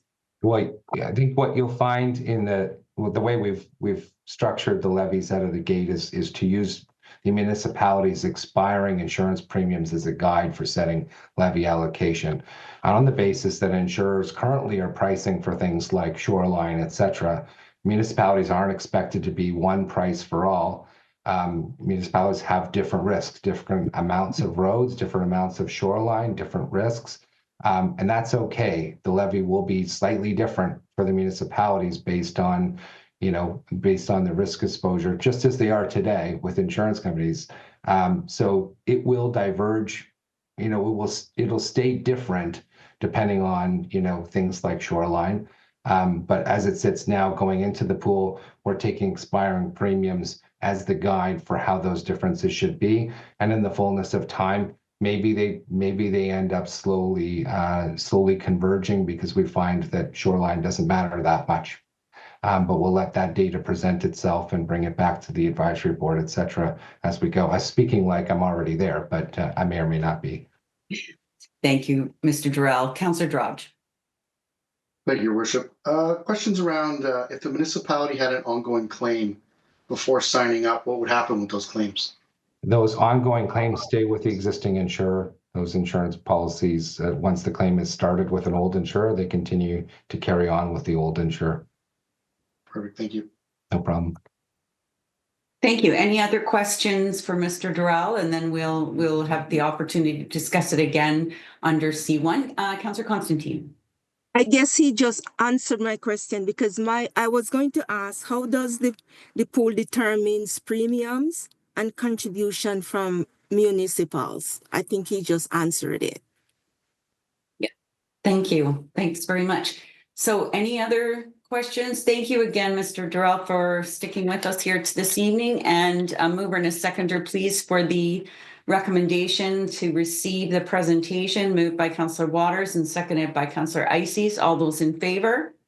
That is carried. And if you're interested in C1, you can hang around, Mr. Durrell, but if you've got better things to do, I'm sure you'll be hearing from our staff how it went later this evening. I don't have better things to do, but I do have dinner I need to eat. So okay. Thank you, everybody, for your time. Much appreciated. You made me hungry with all your restaurant analogies. I am having pasta, so thank you. All right, thanks everyone. So that goes on to now 6.2, which is our next delegation for this evening, and that would be Mr. Leo Longo from Aaron Burles. And Mr. Longo, welcome. Thank you for being with us tonight. Good evening, Your Worship, council members. I'm representing Mr. Luke Leibel, who's the owner of 950 Shoreview Drive, the property that abuts the subject property immediately to the east of that. I'm appearing today in opposition to the application that has been filed and the staff report recommendation that is before you this evening. And my client's request of council is that council deny the application. And I note that two shoreline property owners in the immediate area, the ones most directly affected by this application, have also spoken to you this evening in opposition to this. If I could go to the second slide just to show the setting. This is one that the applicant produced. The proposed boathouse is in the forefront of this picture. My client's property is immediately to the left, and you can see the dock that they have with the boat lift, one covered, one not covered. And I believe the Mr. and Mrs. Ruck, who you heard from, are just to the further to the left of my client's property. So this is a rendering produced by the proponent. If I could then go to slide 1, which is what's proposed, you'll see that it's a 3-story substantial boathouse that is an in-water boathouse that is connected to the mainland through a bridge structure. The bridge structure will hit the boathouse at the second level and provide entry to that second level, and also allow for external stairs to get down to the first level. In the time allotted, there are 4 points I'd like to leave with council as to why my client is opposed to this proposal. The first is that this boathouse is out of character with not only the existing neighboring shoreline development, but it's also out of keeping in character with what's contemplated by the Our Shore bylaw. If I could go to the final slide and just have you look at the left-hand side. One more slide, please. Look at the left-hand side. That's a photo that the applicant produced. look down the shoreline from the subject property and you will see what the existing character of this shoreline is. What's proposed is entirely out of keeping. More importantly, this is out of keeping with what is intended of the character of the shoreline by your own bylaw. I note for the council that in the staff report that was initially prepared for this proposal, it dealt with a boathouse which was a little higher than what is now before you.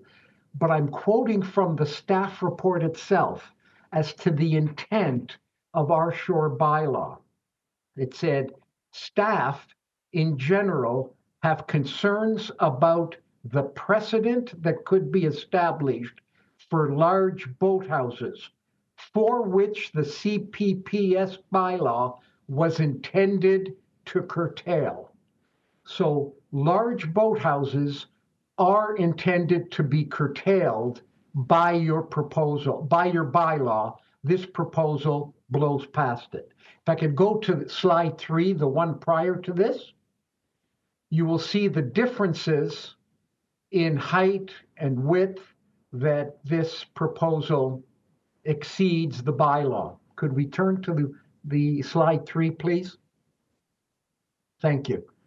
And you'll see that the height over the standard height is 3.6. They're proposing 9.5, which is 2.6 times larger than what's permitted. And even with the class 1 variations, you can see the percentage of 1.7 times and 1.3 times what the permissible height would be allowed. Similar with width, similar with projections out into the lake. So point 1, out of character with what exists and what was intended by our shore. Second point I'd like to raise is the side yard setback. Initially, one was sought from my client's property. They were shortening it, but they've come to you with a revision and said, we're now meeting the bylaw standard for a side yard setback. But here's the issue. That minimum setback that they're now meeting was premised on a height of 3.6 meters for a boathouse, not 9.5. Now they're providing 14 meters because they're projecting much further out into the lake, and therefore they're 14 meters away. But again, that's premised on a 3.6 meter high boathouse, not the 9.5. For something that much taller, it's our respectful submission that it should be moved much further west than where it is proposed right now. The third point I'd like to raise deals with the second and third story. The second story has lots of windows, entry doors, and a wraparound deck, which they call an outdoor gallery, completely surrounding the second story. The third story, quote unquote, attic has windows, Juliet balcony, and in fact, a connecting open staircase from the attic to the second level. It's my respectful submission that stories 2 and 3 are designed for habitable living space, which of course is prohibited by the bylaw. But if you go back to page 1 of this proposal and look at that boathouse, the architectural detail of the second and third floor, with the greatest of respect, that's storage rooms that maybe would be akin to Versailles. You know, the type of attic I'm used to is an exposed light bulb with a string that has no windows, and that's what you use for storage, with a hatch to get up there, not open staircases between the second and third story. One final point. If you go to page 88 of your agenda, you'll see drawing A1.2. If you look down the left-hand side of the page, all of the construction notes don't appear on the public agenda. But if you actually go to the plans that were filed by the applicant, you'll see note number 8, construction 8, talks about smoke alarms. And it's interesting, they describe a particular smoke alarm that they intend to put into this boathouse because they say it's required to meet the building code standards for, quote, sleeping room requirements. Now, that's not on the package that's in front of you, but it is on the drawings that were submitted by the applicant. So it's my respectful submission that the second and third story have nothing to do with this boathouse, but are in fact habitable rooms. Final point that, as time would allow, is that this will set a terrible precedent. If I could go back to the final slide, this boathouse is bigger, higher, and wider than the example that they cite in the staff report at 1610 Ladywood Way. If you allow this to proceed, we've produced a graphic on the right side that might show you what will happen if this marches down towards that other boathouse. The point is, with respect, it's time to stop this kind of boathouse now so that it does not become the next precedent for the next oversized, inappropriately sized boathouse. Your Worship, I've left some time from my deputation so that I might be permitted to respond with your permission to the next application because they've now heard mine, and I'd certainly like the opportunity to have a minute to respond to theirs. Thank you, Madam, Your Worship and Council. I'd be pleased to answer any questions you might have. Thank you. Any questions for Mr. Longo? Councillor Waters. I just want to say thank you very much for a really good presentation, putting the whole thing into perspective in terms of what the potential could be in terms of setting a precedent. So I appreciate a lot of the same notes I have, same percentages that you have. I've gotten my notes already. I did all that work by myself ahead of time. But a good presentation, and I agree with you wholeheartedly. Thank you.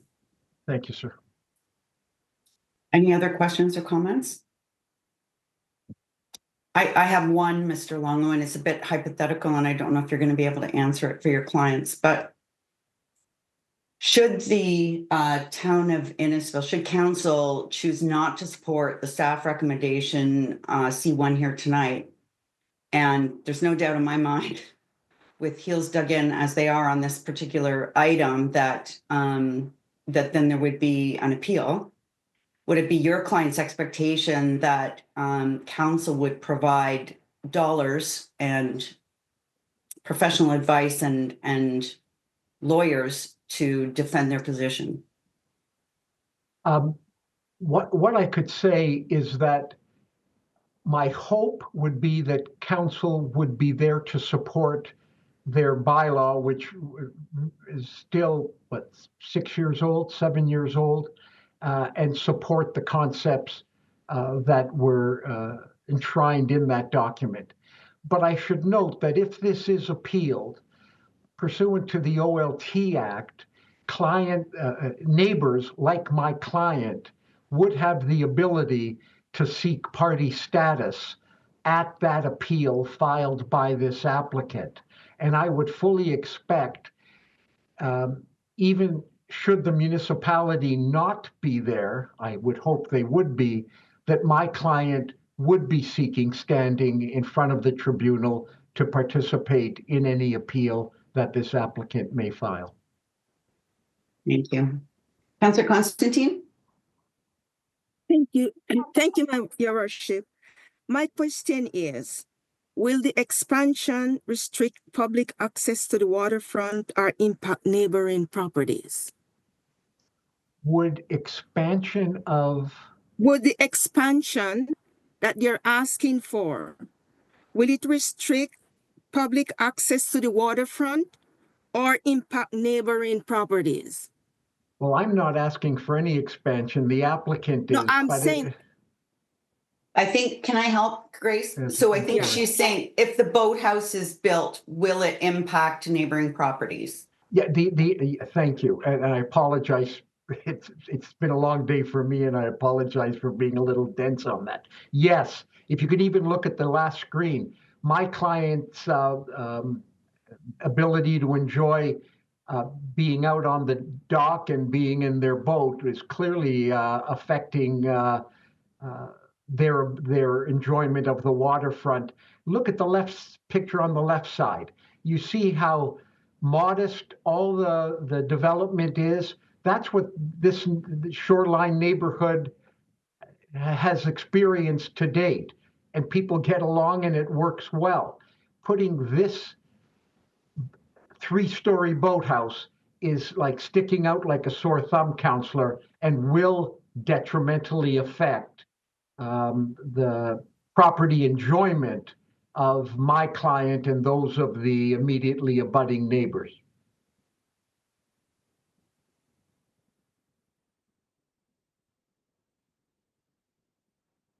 Sorry, I couldn't find my mute button. Does that answer your question, Councillor Constantine? Did I? Yes, yes, Your Worship. Okay, thank you. Any other questions for Mr. Longo? Seeing none, thank you, sir, very much for your delegation. And thank you for your attention. Thank you. So we have one other delegation, and then I'm going to ask if we could maybe take a short break before we dive into the rest of the agenda. So next is 6.3, and it's David Engelman. Mr. Engelman, whenever you're ready. Yes, good evening, Your Worship, Council, members of the public, staff. Can you hear me okay? Yes. Great, thank you. And if I just may ask staff to pull up the presentation and I can get started. So thank you for having me tonight. My name is David Eagleman. I am an associate at Design Plan Services, Inc. and a registered professional planner in Ontario. I'm here on behalf of the owner to present this application to you today. And as you are aware, this application is to permit a 2-story boathouse. There is an attic space, but it is a 2-story in-water boathouse for the subject property known as 970 Shoreview Drive. And the application requires a CPPS bylaw amendment in addition to Class 1 and Class 2 variations. Next slide, please. So to provide a brief description of the subject property, it backs onto Lake Simcoe and fronts onto Shoreview Drive. Specifically, the rear lot line of the subject property is located along the south side shoreline of Kempenfeld Bay. The subject property is a large lot. It's 1.42 hectares approximately in lot area, and it has a frontage of approximately 61 meters along Shoreview Drive, as well as a shoreline frontage along Lake Simcoe of 72.9 meters. So it is a large lot. There is a single detached dwelling as well as an accessory structure that is currently under construction on the property, and that is under construction with the appropriate approvals and permits. Next slide, please. So the subject property is this the correct slide? I think I might have skipped one. Yes, thank you.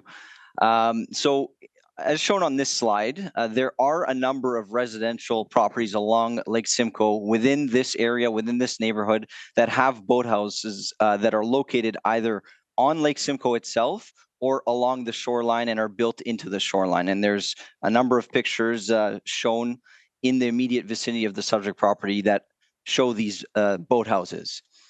I'll note as well that a number of neighbors have provided letters of support in regards to this application. We've submitted 7 letters of support, and 6 of those neighbors are located on Shoreview Drive. Next slide, please. So the proposal consists of a 2-story in-water boathouse. Again, there is an attic, but that is built into the roof line, and I consider this a 2-story boathouse, and it requires an amendment to the CPPS bylaw. It is considered as an accessory structure to the principal dwelling on the subject property. It will be built on Lake Simcoe, so it is fully on water and will be accessed via an elevated walkway from the shore of the subject property. And that will connect to, as you can see on the elevation, to the second floor of the boathouse. And as you can see on this elevation, it's depicted here that there is a very steep slope along the shoreline water frontage of the subject property. So along the shoreline, there's a very steep slope at the rear of the subject property, and the top of the slope is where the house is built on, the grade that the house is built on. So as a result of the steep slope at the rear of the subject property along the shoreline, a large portion of the boathouse will be screened by the slope of the shoreline. That will minimize and mitigate any potential impacts on surrounding dwellings. And in addition to that, a large portion of existing vegetation and trees along the shoreline at the rear will be maintained, and additional plantings are proposed to provide further screening in order to limit and mitigate any potential impacts associated with the proposed new boathouse. In addition to that, both the slope of and the trees and the mature trees and vegetation that are along the slope and along the shoreline serve to frame the proposed boathouse such that it will fit in with the surrounding context, and any impacts associated with the proposed boathouse are minimized and mitigated as perceived from both land and water, because from the water, it is framed by the slope and the tall mature trees, and from the land, it is screened by the steep slope as well as the vegetation and mature trees. Next slide, please. So our initial submission was submitted on April 25th, 2024. We have been dealing with this application for quite some time now. And on June 19th, 2024, there was a public open house for this application to present it to members of council and the public.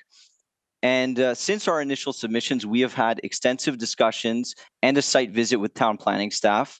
We have worked with planning staff for quite a while now.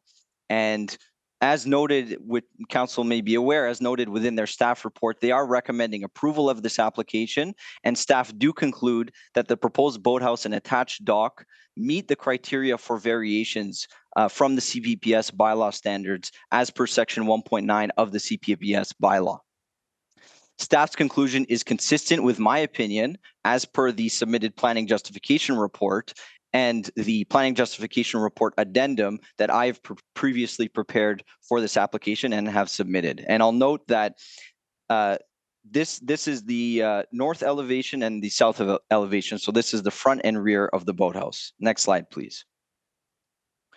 So in an attempt to address concerns raised from both staff and the surrounding neighbors, we have reduced the height of the boathouse quite significantly from a previously proposed height of 14.19 meters to now 9.5 meters.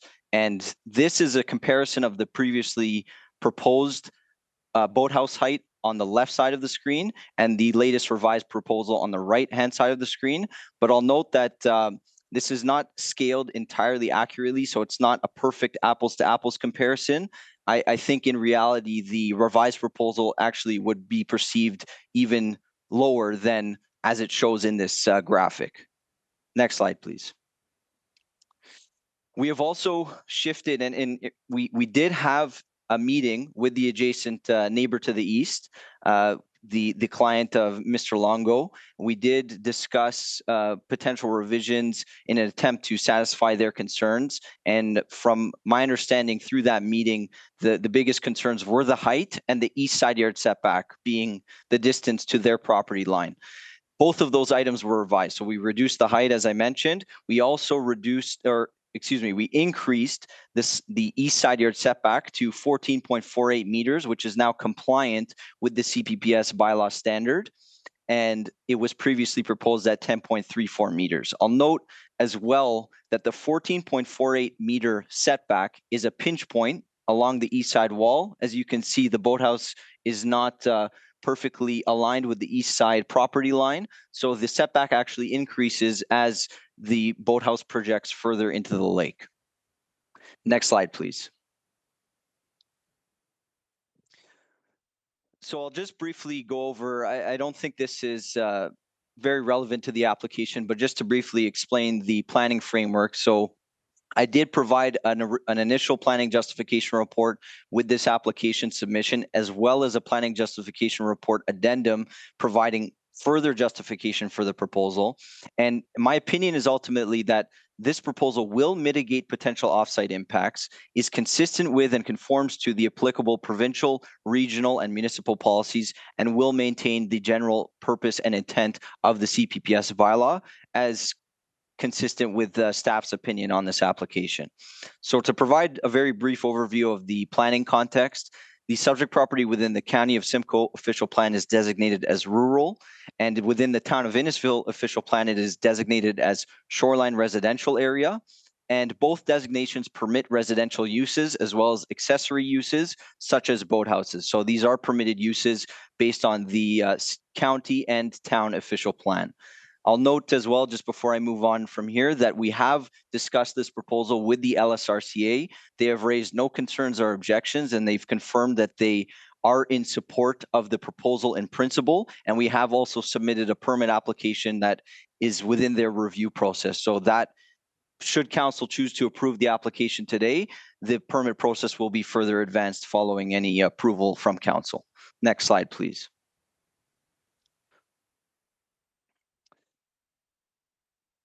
Next slide, please.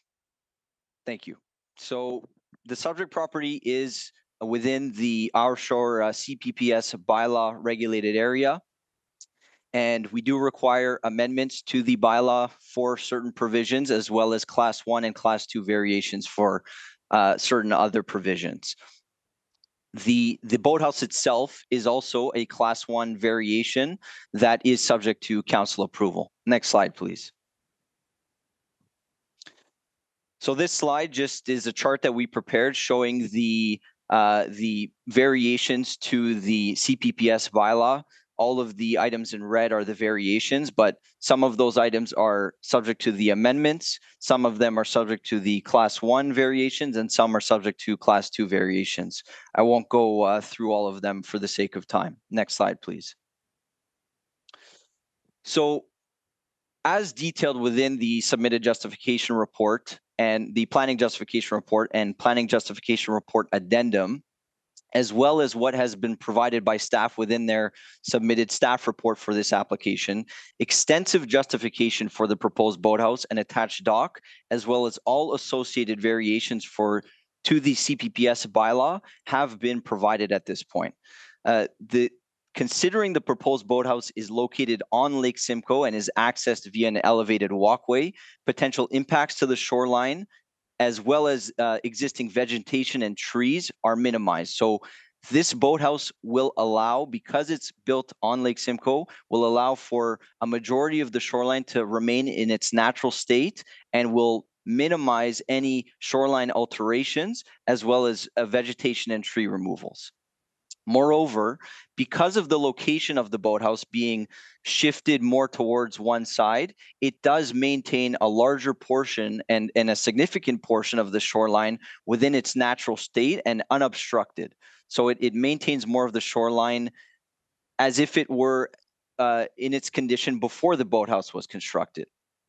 And as you can see on the 3D rendering that's currently on the screen, the shoreline of the subject property, and as I've spoken to before, has a very steep slope down to Lake Simcoe. So as a result of this, a large portion of the boathouse will be screened by the slope of the shoreline, as well as as you can see again in this rendering, the significant and large mature trees and vegetation that exist along the shoreline. So the boathouse is screened significantly from both adjacent properties, and also, as I mentioned, from the water, it will be framed by that steep slope and the mature trees and vegetation that stand very tall over it, lessening the perceived impact of any increase in height and massing associated with the proposed boathouse.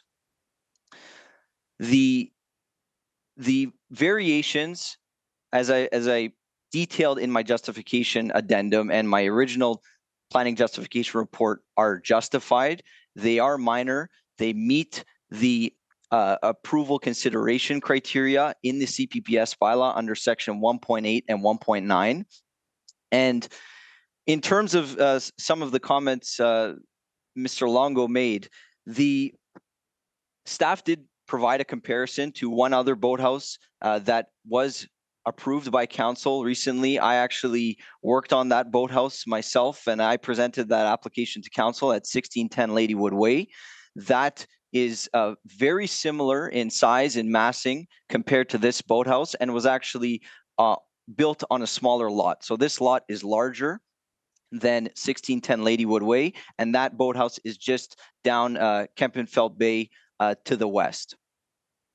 So at this point, I'll conclude to say that it is my opinion that the proposal meets the approval consideration criteria as set out in section 1.8 and 1.9 of the CPPS bylaw.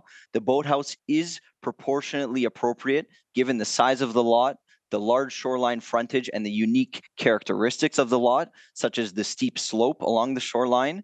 The subject property, again, is a large lot with a steep slope, and that the steep slope makes it difficult for the owner or occupants of the property to enjoy the lake. There is no opportunity to access the lake with the existing slope. And so this boathouse and dock provides for an opportunity for the owner or occupants of the property to actually enjoy the lake, unlike the adjacent neighbors who have, as you can see in these renderings that are shown on the screen, there seems to be alterations to the shoreline that have been made, which allow them to get access to the lake. Whereas in this proposal, we are minimizing and effectively not proposing any alterations to the shoreline other than some vegetation and tree removals in order to maintain the vegetation, the trees, and the character of the shoreline as it currently exists. So in my opinion, it will be compatible with the existing character.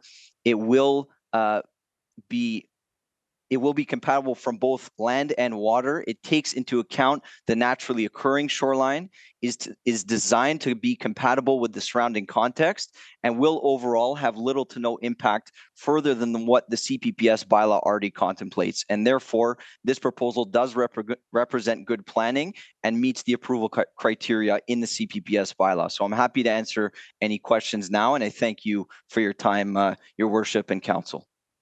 Thank you, Mr. Engelman. Go to Councillor Sonder first, please. Question? Thanks, Madam Mayor. I have a couple questions. You have your rendering up here on the boat docks from the east and the west of it. If you're standing on the dock, how come that boathouse now 60 feet plus feet out into the water is going to block their view? Is it not? Through Your Worship, Councillor Saunders, there will be some impact to views. However, there is no legislative right to views. There's no specific criteria in the CPPS bylaw which speaks to maintaining views from neighbors' docks. And frankly, when you're standing out on that dock, you have the vastness of Lake Simcoe in front of you. You have views all in front of you, and having some obstruction on one side is not going to have a significant impact that would rise to the level of an undue adverse impact of a planning nature, in my opinion. Unfortunately, I'd have to disagree because your neighbors to the east and the west have both said they don't want it because it's blocking their view. The second question I have is your third story. How many square feet is that third story? And why, if it's going to be used as an attic, is there a staircase going up there? So the square footage, through Your Worship, the square footage of the attic space is 824.8 square feet. There is a staircase for access to access it. So does that answer your question, Councillor Saunders? I'm not sure what else you might be. I'm just surprised that they need an 800 square foot attic that's going to be with a staircase when it's not supposed to be occupied. My final question is, you keep saying that this boathouse is justified for the size of the property.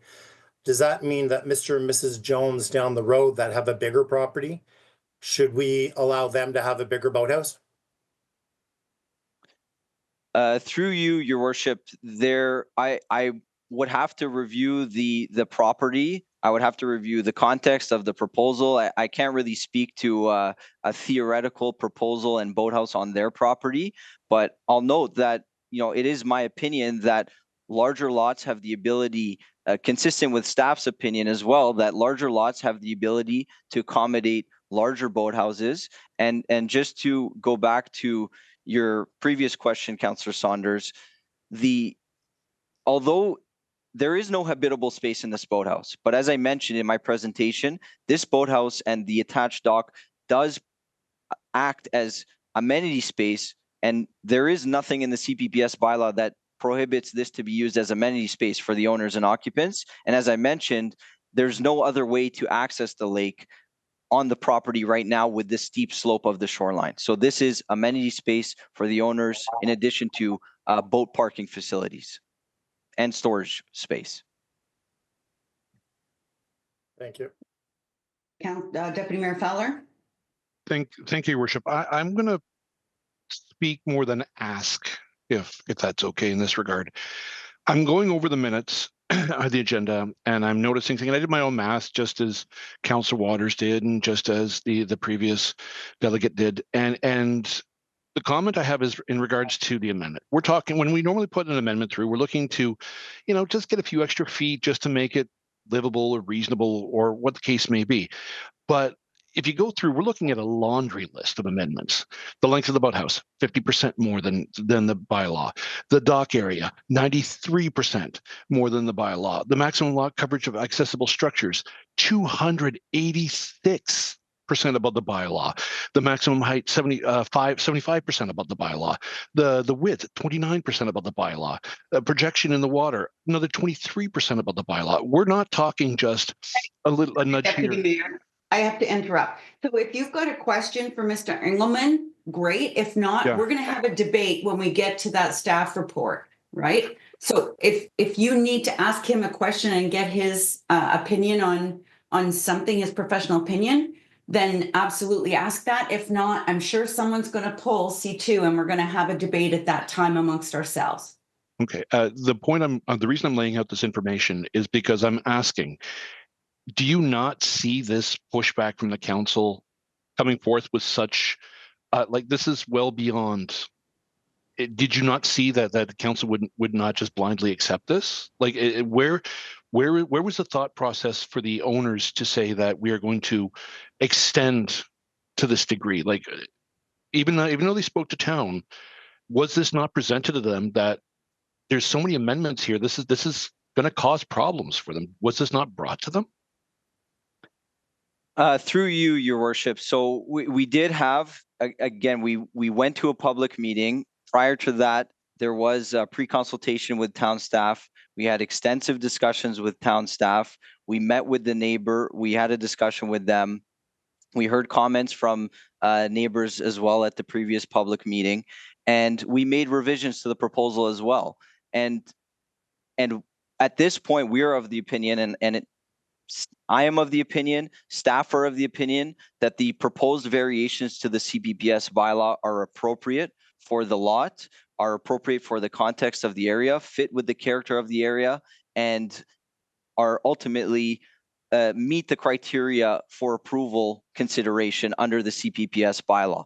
And I'll note, Deputy Mayor Fowler, that again, council and staff raised this in the staff report, that a very similar in scale and size and massing boathouse was approved by council just down Kempenfeld Bay at 6010 Ladywood Way on a smaller lot. It had a larger dock area. It had a height that was only 1 meter shorter than this boathouse. It had a larger length. It had a very similar width. It had a larger projection, and it had a lesser interior side yard setback. So from a precedent perspective, from something that council has seen before, this is something council has seen before and has ultimately approved. So that's my response. Thank you. Councillor Waters? Thank you, Worship. I'll start with first point is that you probably would have satisfied your neighbor on the left-hand side of this picture if you had moved this boathouse sits on the point. If you had moved it around another 20 feet closer to the middle of the property, you probably wouldn't have got the negative feedback you did. So I'm kind of curious, why haven't you not moved it closer to the middle of the property? Yes, thank you, Councillor Waters, through you, Your Worship. So there's a multitude of reasons. The one main reason being that we felt it is appropriate and actually more beneficial to have the boathouse shifted closer to one side than the other. This provides a very large setback, firstly, on the west side. And again, to my point I raised in my presentation, and as you can see in this rendering, it maintains more of the shoreline unobstructed and within its natural state. Whereas if it was more in the center of the shoreline, it would break up the shoreline and you would have pieces of the shoreline on either side of the boathouse. The other reason is that we did prepare and provide to town staff. There was an arborist report that was prepared that effectively assessed an alternative location of the proposed boathouse and the bridge accessing the boathouse that would be more towards the center of the lot. And the arborist concluded that that would actually have a more significant impact on the vegetation and the trees along the shoreline and would potentially have a more significant impact on the shoreline itself. So those are the two main reasons. I would have to terribly disagree with you. It's the only thing coming off that shoreline is a bridge. And it doesn't matter where that bridge is along the shoreline, it would have the same impact. So the actual building itself is in the water. The only reason that I can see that it's not in the middle is that the owner doesn't want to see his own boathouse, but he's okay with his neighbors having to view it. So it seems really odd to me that it's not more to the middle and then it would protect both neighbors on either side from that. My second question is does this, without the amendments, does this meet the CPP bylaw?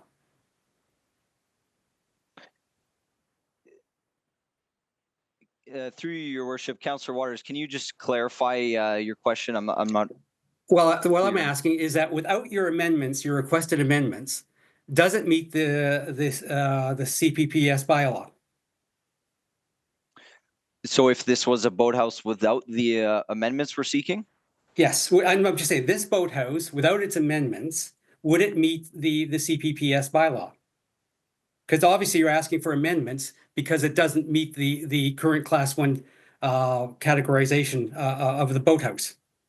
Am I correct or am I incorrect? Through you, Your Worship, we are seeking amendments to the CPPS bylaw, meaning we are exceeding the certain standards that are set out in the CPPS bylaw. We are also seeking class 1 variations, which are subject to council approval. And then there are also certain class 2 variations that we're seeking that would be subject to staff approval. So basically it doesn't meet the bylaw because you're asking for 4 different amendments that go well beyond what we ever anticipated we would expect in a boathouse. My last question is around, everyone seems to be concerned about the neighbors on the left and right, but no one seems to be addressing what people are going to see from the lakeside and the amount of massing. You've got an extremely tall building, and it doesn't matter how many times you say it's 2 stories, it's 3 stories. With an 800 square foot attic on top, it is 3 stories. You could reduce the massing of this building quite significantly from a height perspective and meet the amendment if you made this into an actual 2-story with a flat roof, which could be a deck on top, and get rid of the high-pitched roof and the excessive 800 square feet that you have on the top. So I'm not too sure why you wouldn't have gone that route as opposed to putting this tall peak on top of the building. Yes, through you, Your Worship, it is more of an architectural design item that is not within my area of expertise. I think it fits with the slope to roof fits with the design of the boathouse, and I think that lessens the impact of the proposed height because it is a sloped roof. And again, I think this rendering shows it quite clearly that with the steep slope of the shoreline and the very tall mature trees, the vegetation along the shoreline, that it really serves to frame the boathouse and doesn't perceive as large and perhaps imposing as the numerical values might lead one to believe. And I'll point to one of the councillor's comments about the percentage increases based on the CPPS bylaw.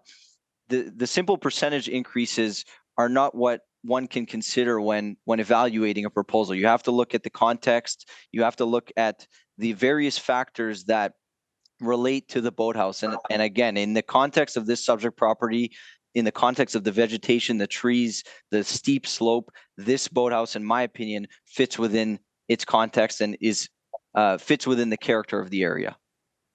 Thank you very much. I'll just make one final comment, and that's just that if you have 6 neighbors who are in favor of this, these are 6 neighbors who want to see this type of boat on their own shoreline, which goes to the opponent, which showed us what this is going to look like along Lake Simcoe if this boathouse is allowed to go ahead. So thank you very much for your time.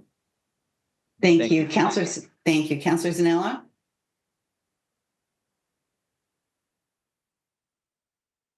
Thank you, Madam Mayor. How many square feet is that boathouse? Mr. Engelman? Yes, through you, Your Worship, I will provide you with the numbers. So the first level is 2,688.6 square feet. And I'm just adding this up as I read the numbers. The second level would be 1,410.5 square feet. And the attic level would be another 824.8 square feet. So in total, that would equal 4,923.9 square feet. Wow. So that's almost a 5,000 square foot home. I'm trying to figure this out. I live in a 1,500 square feet bungalow, so that would mean that boathouse is 3 of my houses. Man, that's a big bunkie. I can't even imagine how big that would be. But the other question I have is, and I'm not sure why an attic is necessary. What's going to happen in that attic? Is it just there for show, or are people going to sit in the attic and go out in the balcony and look out? And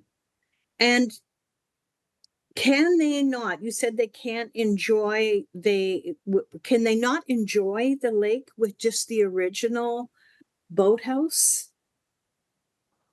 Like, through you, Your Worship, Councillor Zanella, there is no existing boathouse currently. There is effectively no access to the lake at this point on the subject property. There is a very steep slope, and you cannot get to the lake safely from the subject property. And I think that goes back again to the point of why there is space within the boathouse, because it is ultimately, in addition to providing boat parking facilities and storage space, it is also to provide amenity space. So it is not habitable space for people to live and sleep in, but it can serve as amenity space for the owners of the subject property or the occupants to enjoy the lake. And just like everyone else, as you can see in this rendering, people have docks so they can get to their boat, take it out on the lake, enjoy the lake. This boathouse is an extension of the property to be able to enjoy the lake, just like a number of other people who live on the shoreline here.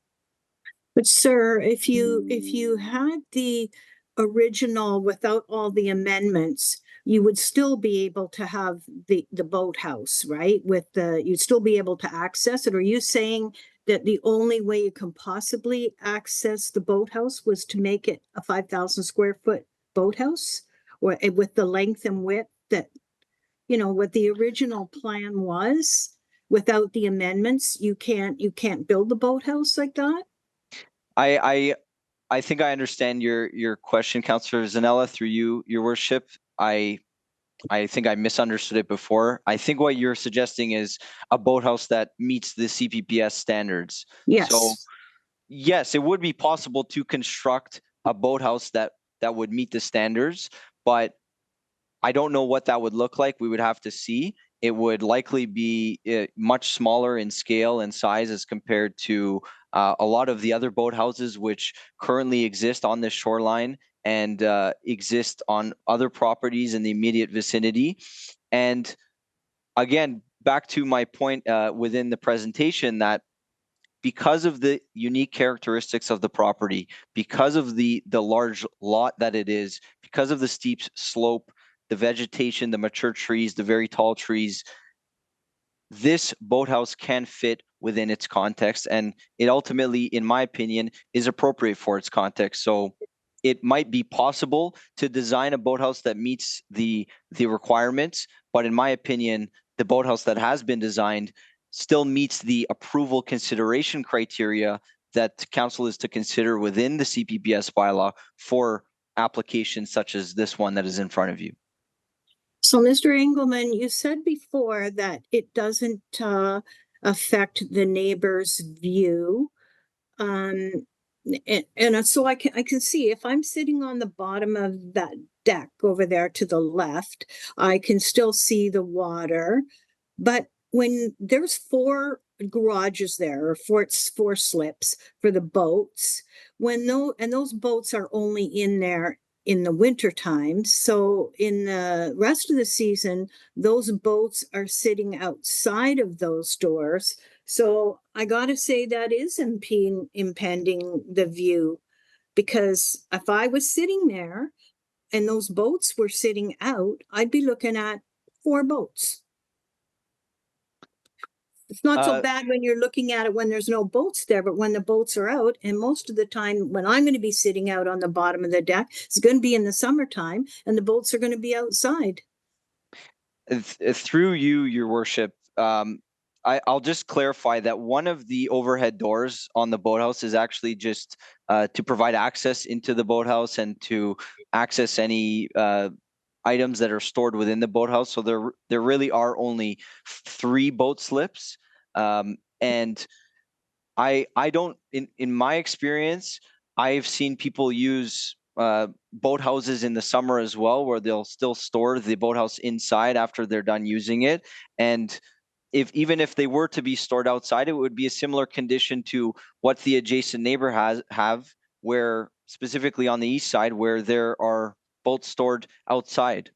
So from a view impact perspective, it would be similar, if not better, because the boats would be stored inside the boathouse. Okay, just one more question. Can I don't know how does the owner live there? The owner live in that house?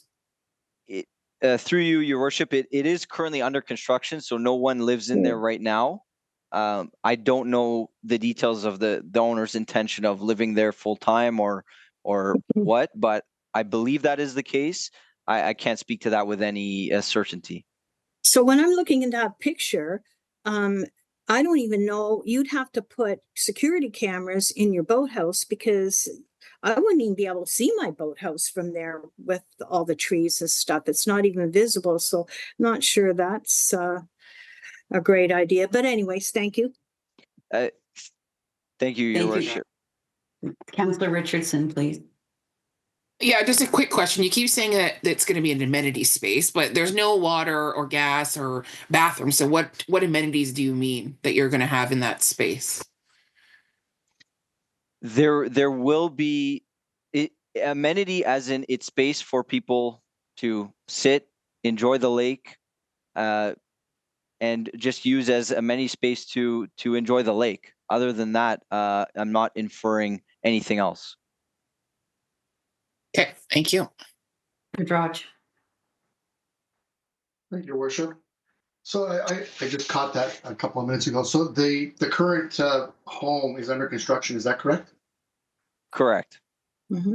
So would it be fair to say that down the road they might entertain removing some of those trees and shrubs to encourage their view, and possibly do what the neighbors to the east and west did, bring in indigenous shrubs, plants, rocks, etc., to fit the standards of the lake, so that they could make grades to get down to docks?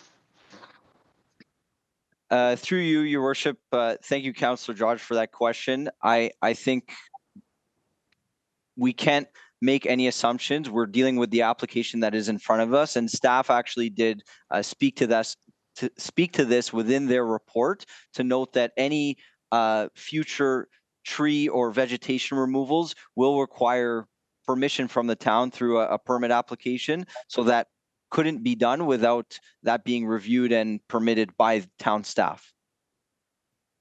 Okay, so then I guess it would be safe to say that if you were to do things in a certain progression, it would be build a house, get approval for a boathouse, use the trees to your advantage to build said boathouse, and then remove the trees and provide yourself access to the lake. That would be the way to do it, right?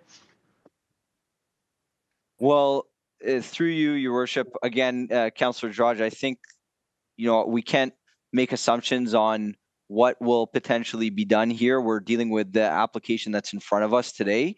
And, with the proposed boathouse, I wouldn't see the need to alter the shoreline, because the boathouse and the attached dock will provide for a way to get down to the water and enjoy the lake. So there wouldn't really be a need to do, I think, what you're suggesting might be done in the future. Okay, thanks for that comment. And just my final comment would be that you said it was fitting to the neighborhood, but yet both sides of this boathouse, they took the time to get their permits to put in a dock, removable dock, by the way, that does not stay out there and require bubblers. That's what's happening on either side of this proposed boathouse. So I would have to argue that the boathouse is not fitting to this community. Thanks. So we're going to have, I guess maybe we won't have to have discussion now, because we're getting all the comments now on C2. But in any case, I just had one question. I'll let you go, Mr. Engelman. You've had a rough night. Is there water and wastewater anticipated to go into the ancillary space?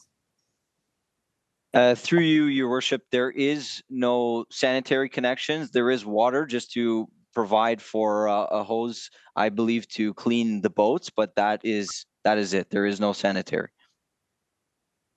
Thank you. And I'm going to ask you, and it's probably unfair because you're a planner and not a lawyer, but if council were to approve this as staff are recommending, and the neighbors appealed it, would you be expecting town staff to defend that at the OLT?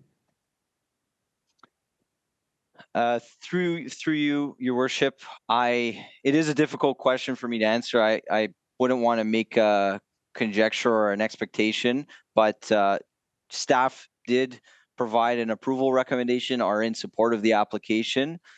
I don't want to make a conjecture as to what they might do if this application were to be appealed to the OLT.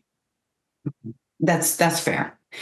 Thank you very much for your time. And now we will ask for a mover and a seconder to receive the delegation from Mr. Engelman, moved by Councillor Richards and seconded by Deputy Mayor Fowler. All those in favor? That is carried. Deputy Clerk. Madam Mayor, if we could just go back to item 6.2 just to confirm the mover and seconder for Mr. Longler's presentation, please. Oh, my apologies. Can anybody remember who that was? We'll say Councillor Drodge and Councillor Waters. All those in favor? That is carried. Sorry, Deputy Clerk. Okay, so now it is, oh my goodness, it's 9:34. So let's just take a break, a 5-minute break. So back at 9:36. I'm sorry, that's not right. 9:40. And we'll go and we'll come back and work our way through the rest of this agenda. So thank you.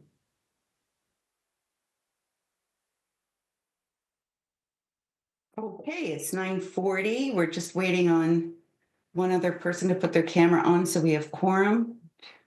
There we go.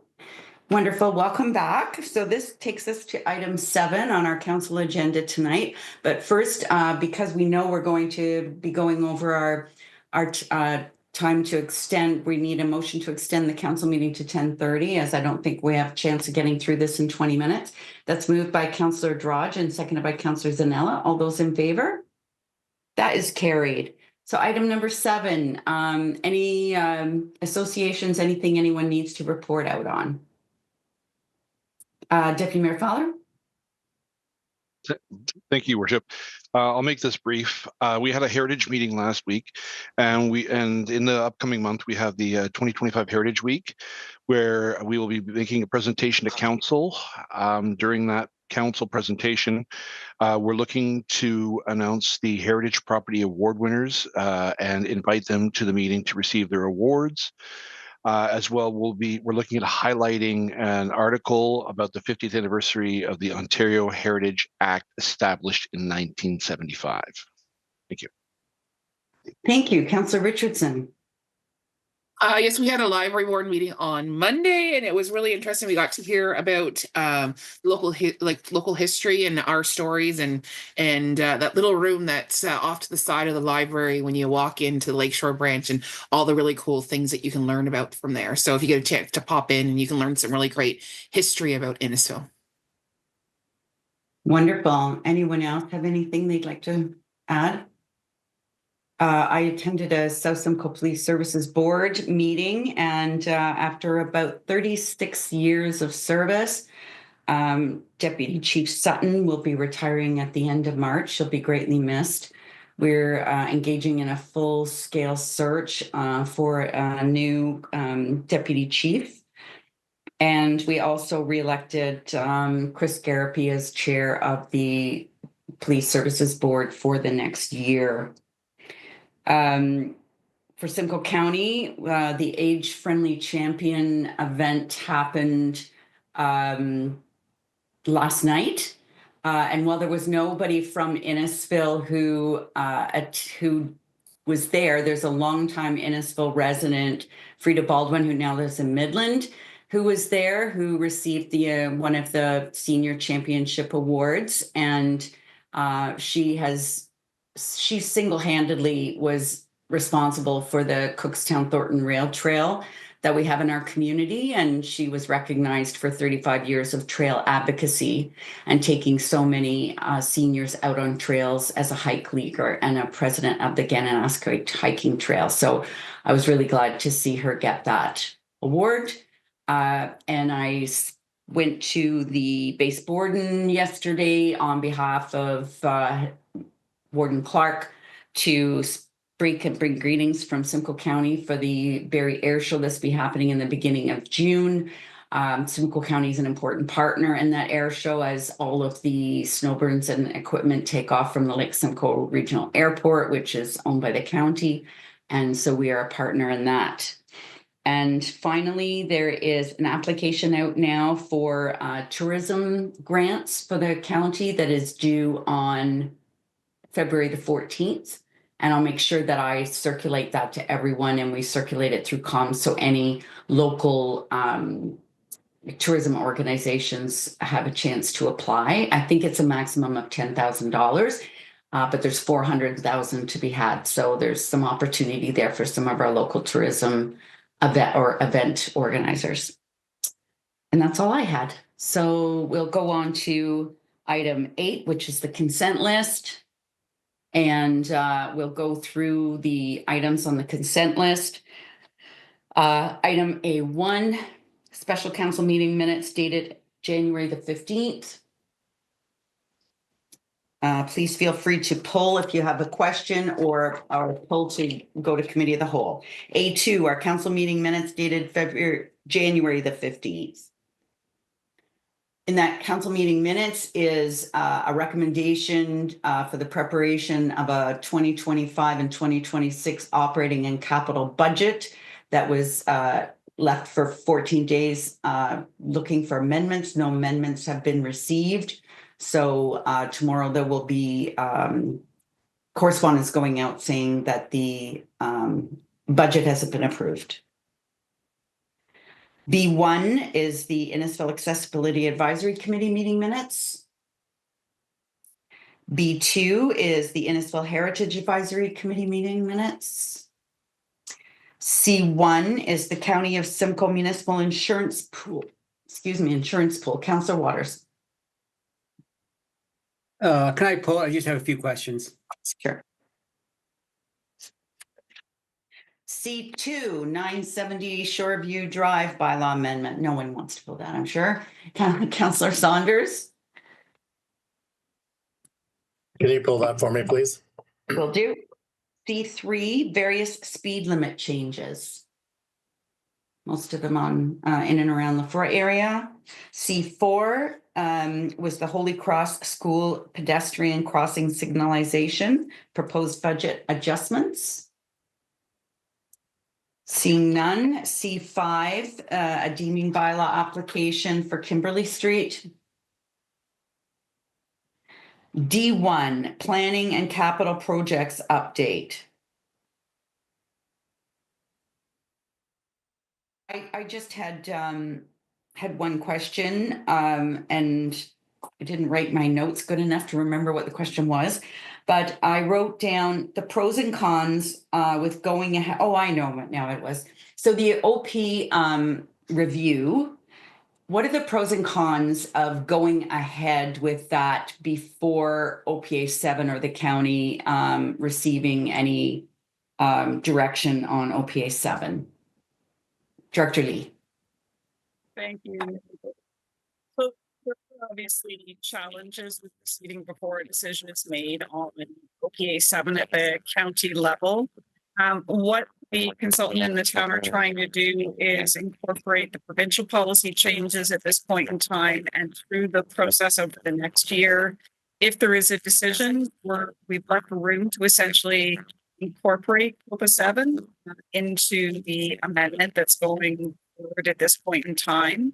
If there still is no decision by the end of 2025, then we would have to look to incorporate that in a future amendment.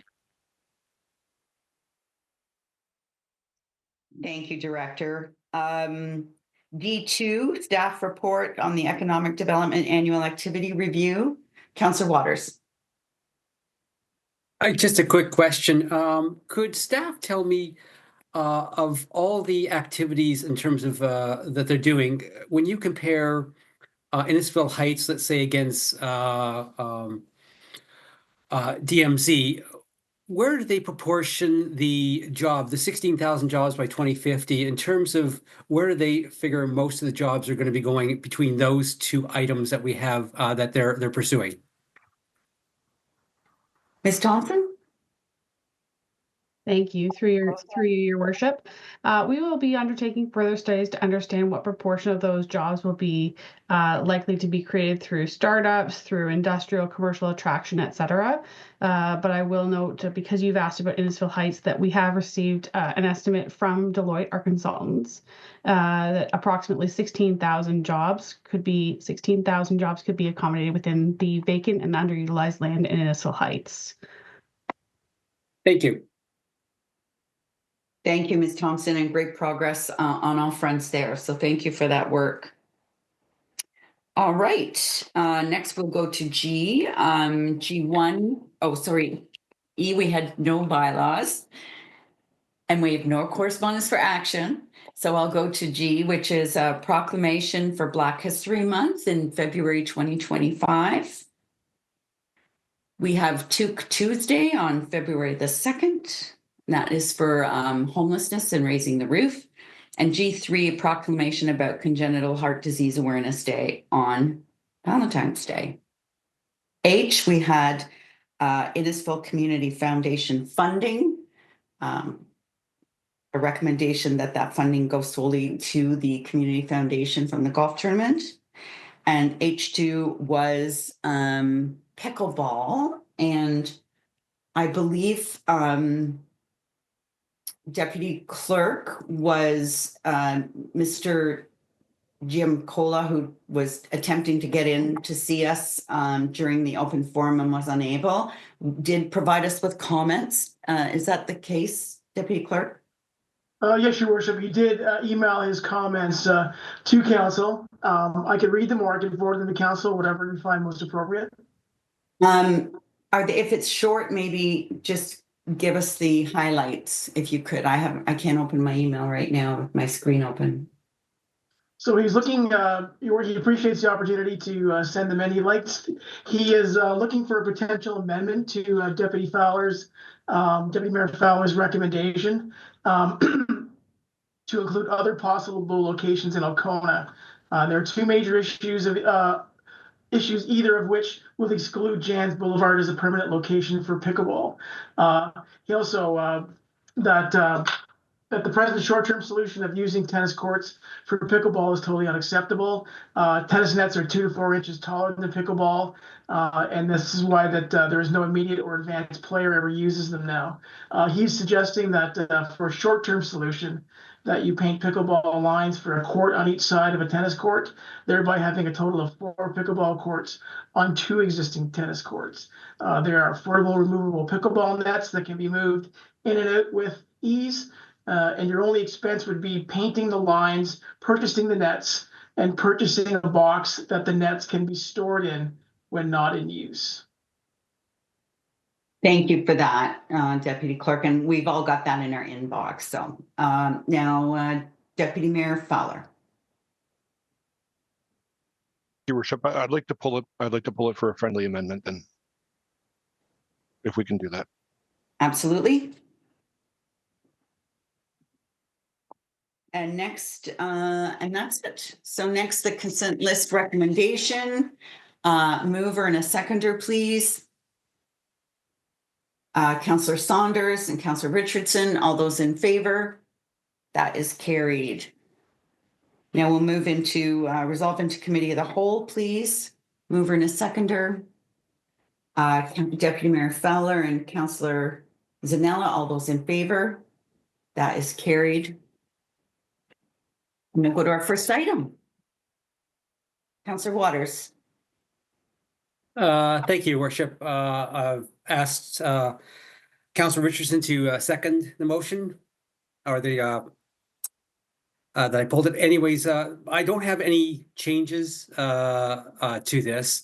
I just have a few questions around the financial viability of the insurance pool. And so my question is that they're suggesting that savings will be $1.4 million over 5 years. However, if you break out in-services portion of that and Innisfil, town of Innisfil's portion, our savings over the 5 years would be about $868,000, which is about $173,000 a year. So it doesn't sound nearly as much and as profitable as the 1.4 million when you start breaking down and looking at the figures. My question is, what are some of the expenses that are going to go against those possible savings? So our deductible is going to be going up from 25,000 to 50,000 on a couple items, I believe. And so, and then the other parts are, what are our costs to operating this pool? So if we can get some clarification on that, I'd really appreciate it. Thank you. Thank you. I'll go to Mr. Melanishin or Mr. Parkin. Thank you, Worship. Through you to Councillor Waters. Perhaps I can just take a first try at answering those questions, and then I'll turn it over to Mr. Melanishin. In terms of the costs that are offsetting those savings, so you're correct that there would be some increase to our deductibles. So we would have to increase the amount that we budget each year for deductible expenses. So that will offset some of the savings that we would see from the premiums. And in terms of the 2025 impact, we would have a small fee that we would have to pay to the insurers for canceling our policy early. Now, our renewal date is September 1st, so we're only a couple of months, canceling a couple of months early. So it would be a fairly low, less than 5% fee to cancel early, but that would also offset some of the savings we would see this year if we were to proceed. Okay. Anything to add, Mr. Melanishin? Yeah, through your worship, just to clarify, the premium, the deductible increases were actually factored into the savings. So the savings that you're seeing in attachment 1 of the staff report do reflect the increase in deductibles. How so about the true savings? Okay, just in terms of also the staffing costs, I assume that we're going to have to each municipality get a portion of those costs to run the pool. Through your worship, I will deflect it. I think Ryan is still on the call as far as the costing of those savings. Ryan, if you're able to answer that, that'd be appreciated. Happy to do that. No, the costs of operating the pool are already baked into the levy and already included. So the savings are already reflecting the fact that those costs are covered. Okay, appreciate it. So I just want to make sure they're the real savings as opposed to something that might be much smaller than that. Okay, thank you very much. Pleasure. Thank you. Anyone else on this? I think it's a no-brainer for us, honestly, and not only the cost savings going from now, but like how hard it is to even get insurance in the first place. There's so few people in the municipal insurance game now. There's very few options, and so I think this is a great opportunity for us and for all of Simcoe County municipalities. Seeing no other questions or comments, the motion is moved and seconded. All in favor of the motion, I'll call the question. That is unanimous. Thank you.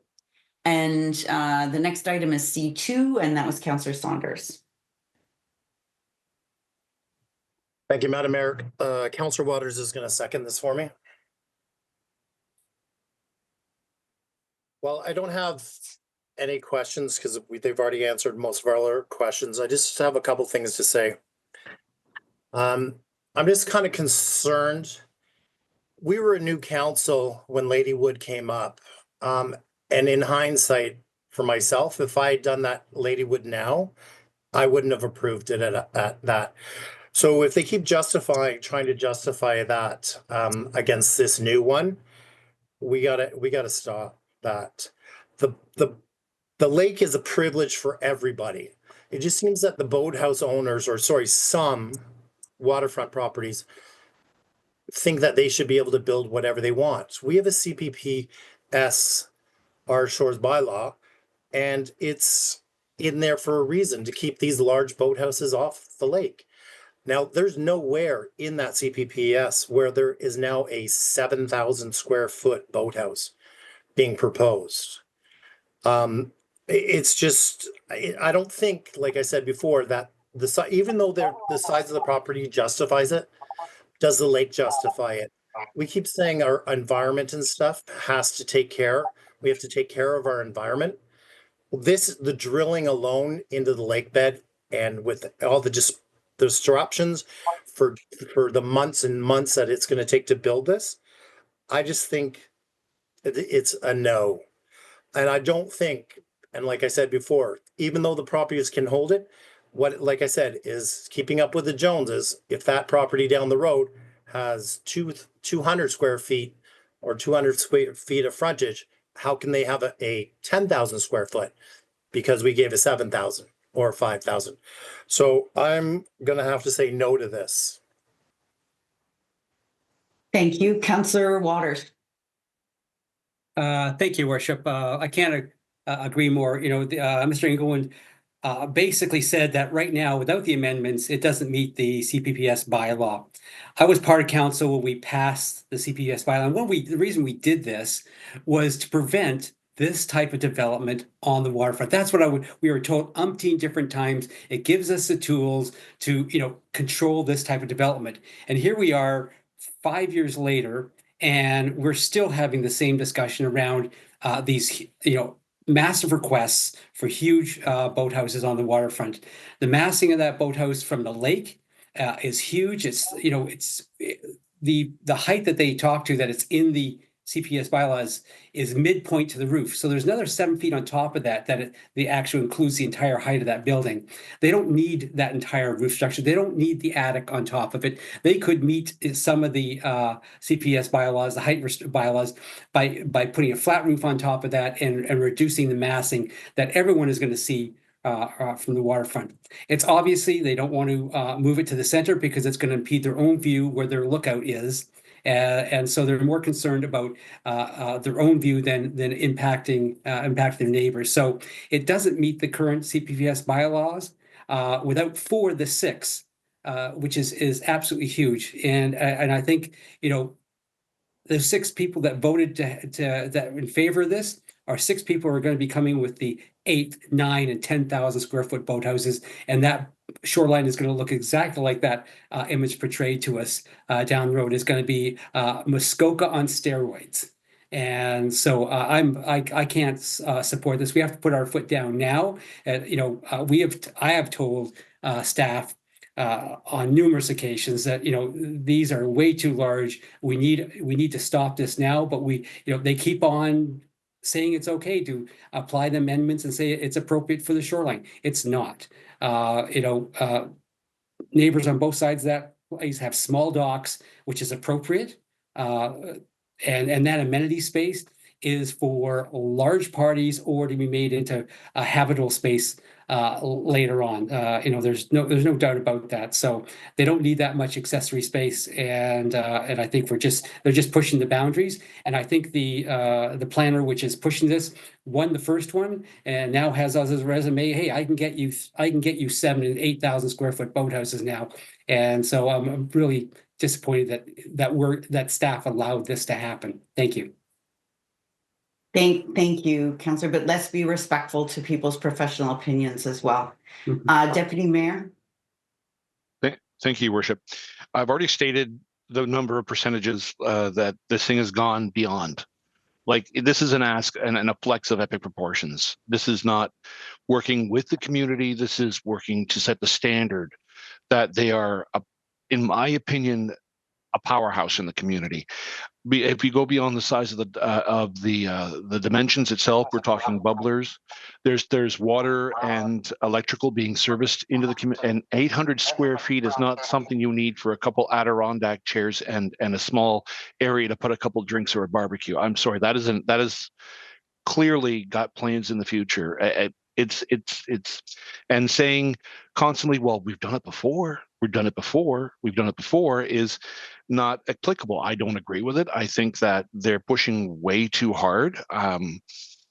I many times I trust staff with their recommendations. Unfortunately, this time I will be challenging it, and to set a proper tone to make sure that anybody in the future who comes forward for this with this type of idea, I want a recorded vote for this one tonight so that we all are very clear on how much we care about Lake Simcoe and the quality of life in Innisfil. Councillor Ices? Thank you, Worship. I've been listening to all the comments, and I agree with some of them. I guess I don't agree with the tone of some of fellow councillors when it comes to people's personal opinion or personal projects. I wouldn't want someone to say that I couldn't do something with something that I want to build because I want to put something fancy there. This is the properties that are on the side of the lake are they're fancy. I hope they put the fanciest boathouse that they can there. It's good for the economy. It's good for Innisfil. So if I step back from that and say, what is the main problem with this application? And I think this is where I agree that the lake belongs to the town. And if this project affects somebody else's view, if this project sticks out into the lake, if it masses too much, like was mentioned about some of the the sight lines in Muskoka. I don't think that's what Innisfil wants, and this bylaw that we are using to keep these projects from getting too big. I think that's where it has a place, and so I will be voting against this project, but I do it based on the intent of the bylaw and not saying that somebody shouldn't be able to do what they want with their property. So that would be my comment. Thank you. Thank you, Councillor. Councillor Zanella. Thank you, Your Worship. I also will be voting against this. The simple fact that it's just, we have a bylaw in place, and I really think that they could enjoy the lake with the original without the added. I agree with Councillor Waters that they don't really need that third story. You could have a flat roof and you could put your Muskoka chairs and your little heaters out there and you can have a great old time, have a swim up bar. I think it's great, but I just think that it's massive. It's too massive. I'm still trying to figure out how putting 3 of my houses on that, like, I don't know how anybody could ever see anything. So I really think that it's just too big. I would rather just go with what the bylaw says, and I think they can enjoy it with the original without the amendments. Thank you. You, Councillor Kathleen.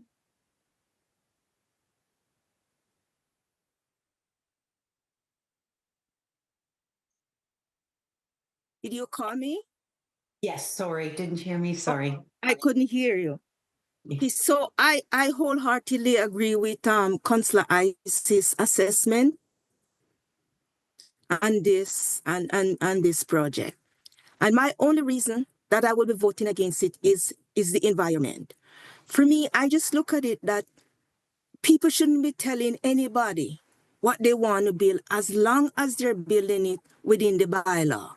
I don't like this sentiment, oh, it's too big, it's too this. It's their property, it's their money. Let them build what they want to build as long as it's within the bylaw. My only concern is the environment, and that's the only reason why I'll be voting against it.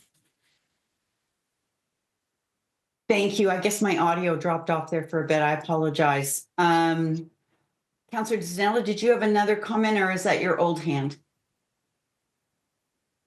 I think it's an old hand. I have a couple of it's my old hand, sorry. No worries. Can I ask about bubblers and who is responsible for bubblers, enforcing, allowing, not allowing? Mr. Prayer?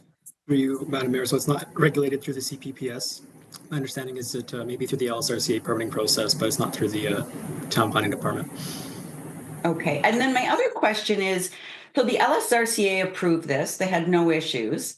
And when I looked at that one, like, I thought, and I could be wrong, but I thought when we originally approved Shoreview, this subdivision, I thought that it had to be natural tree buffer and there was like stairs allowed down to the lake in the odd place, but I didn't think trees could be removed or the cliff could be cut down like I saw on those other 2 properties. So through you, Madam Mayor, they're in compliance with the, in effect, subdivision agreement. We did consult early on in the project with what studies would be required with the LSRCA. It was determined that natural heritage evaluation and shoreline hazard study would not be required because the boathouse is being accessed by the bridge. So there is 8 trees being cut to facilitate the bridge. However, they have to provide trees on other parts of the property to satisfy the LSRCA's requirements.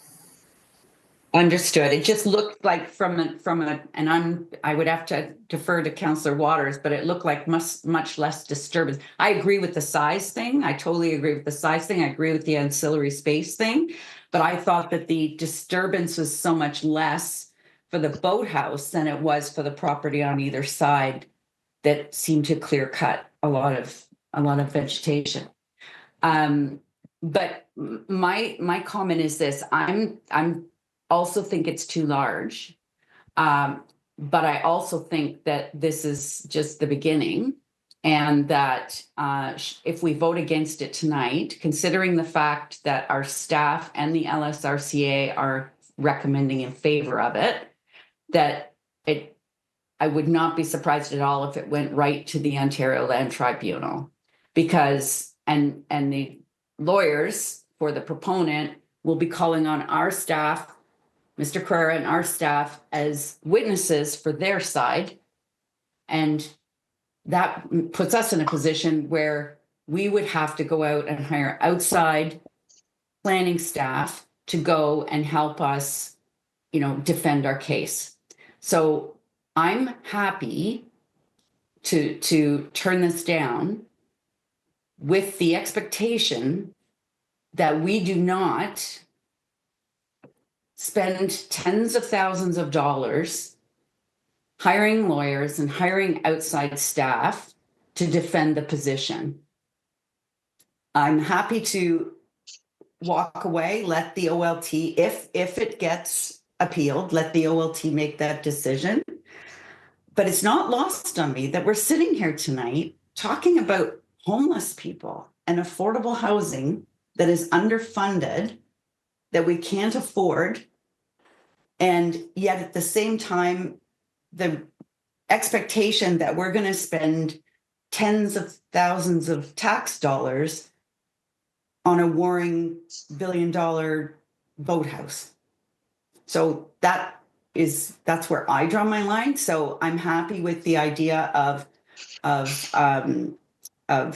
saying no to the staff recommendation, with the expectation then that if it is get appealed, that we're hands off and we let the people who are spending money on lawyers like tonight and builders like tonight, let them fight it out at the OLT and let them spend their money making that decision. And I'm going to call Councillor Waters next. Thank you, Worship. Although staff have recommended it based on us passing the amendments.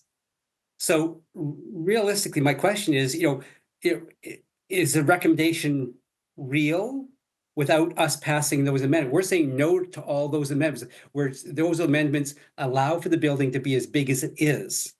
So if council turns down the fact that we don't like those amendments because it steps outside the Class 1 and the CPPS bylaw, I don't see why we can't defend our decision.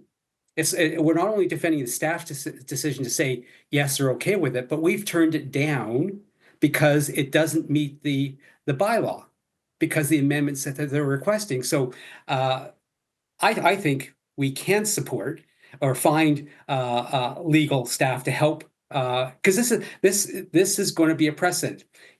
Like he says, there's 6 other people who voted for this, in favor of this in terms of neighbors. There's going to be a lot more of these size boathouses coming. And when we signed this CPS bylaw 6 years ago, we were told this is what we were trying to stop. But it just seems we just keep on approving them because we allow the amendments. If we don't allow the amendments to happen, they can't do it. So I think going to the LTO, the fact that council has turned it down, we have a foot to stand on in terms of stopping this type of development. And and I agree with Councillor Ices, and Councillor Constantine, that people do have a right to build on their property. I'm for that, but it has to be within the limits of the property and everyone else's enjoyment of the lake. As Councillor Ices says, it's a privilege to have a spot on the lake. You have to not only think of yourself, you have to think of your neighbors and the value of the lake. And I think this particular one, with its amendments, is just way too big. So I think we do have a foot to stand on, and I don't think, if we think that this is going to be a precedent, I think we should be spending the money to defend our decision, because that's a decision that we've all made, and we just don't walk away from it now and say now it's the neighbor's responsibility. We don't own this. We do own it because we made the bylaw. So That's my I'm going to comment. call. Thank you. I'm going to call on our lawyer, Mr. Parkin, if he has anything to add. Thank you, Your Worship. I may just perhaps provide some clarity on the explanation about why we may not be able to use our planning staff to defend denial. So the reason being is that the planning staff have provided their professional planning opinion about the application that we received. So if council were to turn it down, in order to defend that decision, planning staff wouldn't be able to then provide a contradictory professional planning opinion. So if we would need to seek outside a planning opinion that supported the position of a denial of the application to help defend our position if that were the desire to do so. Just a comment to that is that they based a recommendation on us passing the amendments. We did not pass the amendments. So their recommendation, it failed because they said, pass it with these amendments. We're not doing that. So I agree we will have to probably go outside, but I can't see why we can't defend it because council turned it down. We didn't agree with the amendments. Director Lee? Thank you, Mayor Dolan. Councillor Waters, I think you clarified right at the end. I think it's the distinction between, I think the understanding is town planning staff couldn't defend council's denial of the application because staff report recommended it. But what you're suggesting is there's still an opportunity for the decision of council to be defended. It just wouldn't be town staff. Thank you. Thank you. Deputy Mayor Fowler? Thank you, Your Worship.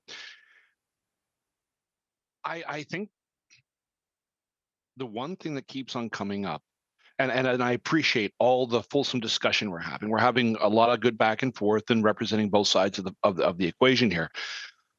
But we have a bylaw in place. And if someone said, I'm coming to make one amendment, we'd be able to flex from. We have two amendments, maybe. We're talking length, dock area, coverage of accessory structure, maximum height, maximum width, projection of the water. That's 6. There is no attempt by any means to stay within the bylaw.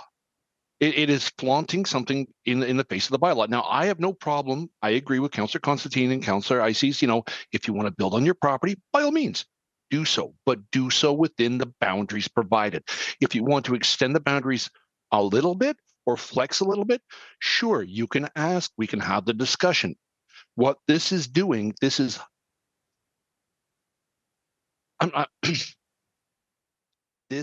is pushing every single boundary. This is not leaving a stone unturned. They're looking to make this bigger in every capacity. This is not a simple adjustment of height, adjustment of width, adjustment to make it easier to get down to the boat. There is an 800 square foot space that has water and electricity being run to it. And to say that to play, well, we're just doing it for storage space. I'm sorry, that doesn't fly with me. That doesn't convince me. That doesn't show me. And if it was one or two things, by all means. But 6, no. That says a whole other standard, and that's why we put the bylaw in place initially, and we have to hold the line there. And that's So- if it goes to the OLT, I could say, you know what, it was too much of an ask. If it goes to the OLT and they find a middle ground where they can reduce the size, the length, or whatever, come back with an alternative. Show us that you're willing to listen, as opposed to, I want bigger, I want taller, I want wider, I want further in the lake. I want a storage space the size of a small house up on the 3rd floor that blocks people's view. There's no give or take within the neighbors. With the neighbors, there's nothing. It's just my way, and this is what I wish, and it's being presented that way. And as a person who represents the people, I'm trying to do my best to find a middle ground, and it seems like there is no middle ground because there is no flex or desire to work within the bylaw itself.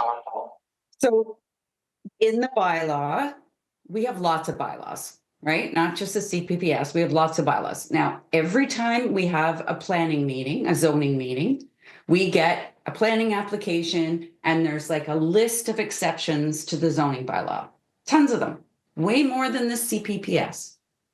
So I'm saying we often deal with exceptions to bylaws, whether it's CPPS or zoning or whatever. So that's nothing new.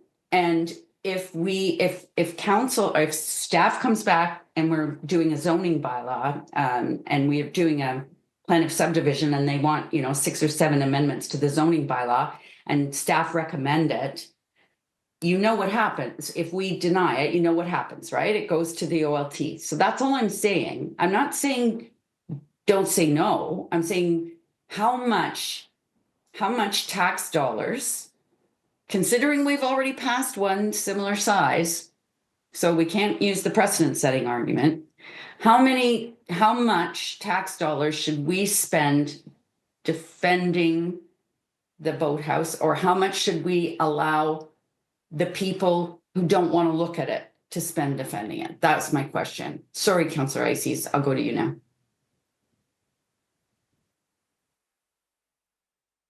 Oh, no, thank you, Your Worship. That was actually falls right into my question, is what is our policy when it comes to defending things that go to the OLT? You were kind of suggesting that we have different levels of, or maybe you're advocating for different levels of support for it. Do we have a policy that allows for that? I would think that if it's the will of council, we want to go and defend that the same all the time.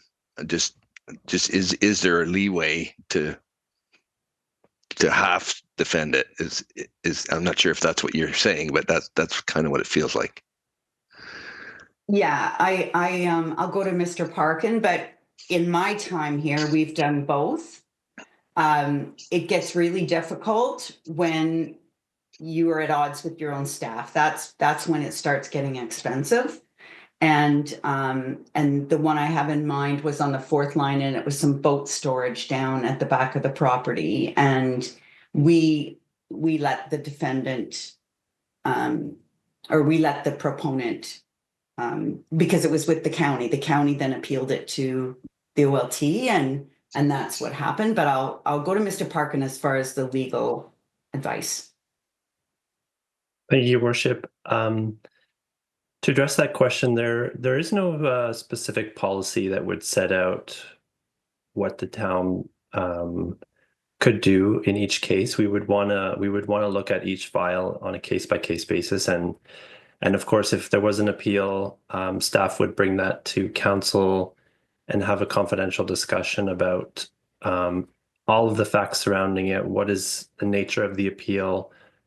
What are the parties involved? And so there would be a process by which we would come to you and seek direction from council on what to do with this specific file. So there wouldn't be any policy that would presuppose what you want to do. We would bring it to you and then seek direction at that time and provide all of the facts and information that are relevant to that decision.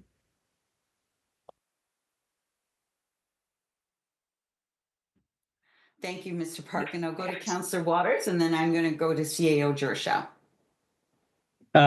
Thank you, Your Worship. I have a question, I guess, kind of directed at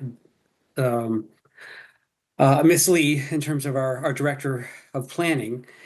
Is that this is a class of the CPP Class 1 permit, which is kind of the avenue which people go when they want to maximize the building that they want to put on the shoreline. And my question is, when they step outside of what our limit is, like in terms of length of the boat, it's supposed to be kind of 4.5 meters, and they're doubling it to 9.5. They're above on 4 of the 6 items. They're outside of that. At what point in time do staff not recommend it based on the fact of the number of amendments that that the proponent is asking for. So, is it just the fact that, what items that you tick off and say, yes, we can recommend this, but all those amendments, could we not say that staff recommended it if council passes the amendments? If we don't pass the amendments, then staff aren't beholden to the recommendation. Thank you. Director Lee. Thank you, Mayor Dolan. Councillor Waters, I'm going to start with the cumulative impact of the requested amendments. It's not solely a mathematical calculation to determine whether it's appropriate or not and what percentage then puts it beyond. So we have to look at what's being asked for, what's the character of the property, how does it fit within the surrounding area, and that's what you've seen in the staff report that was presented to council tonight. So it's not based on, you asked for 5 variances, we'll only approve 3, because every property is different. And so you have to look at the nature of each of those properties. So that was what staff looked at.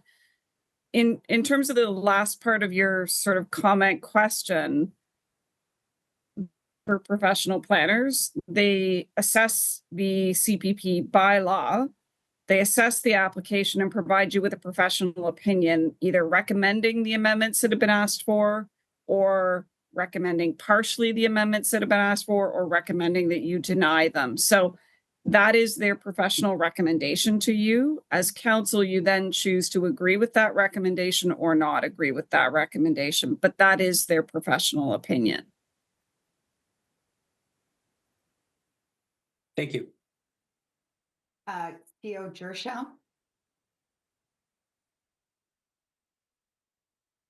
Thank you, Mayor Dolan. I wanted to offer a few comments just to frame this conversation and this decision for council, picking up on a few things that folks have said tonight. I guess I really just want to underscore, in general, if you take a step back and ask, what are we here for at the town of Innisfil? A big part of the reason that any municipality exists is to set the rules that we think are in the public interest for our community, whether that's a noise bylaw or a planning law or a CPPS bylaw, what have you. We set those rules because we think they're good for the community. And I think it is also generally true when we think about any government that we say, well, the rules may not fit every single case that we could imagine. So we have a process through which we can consider cases where we're okay with something being different from the rules that we wrote.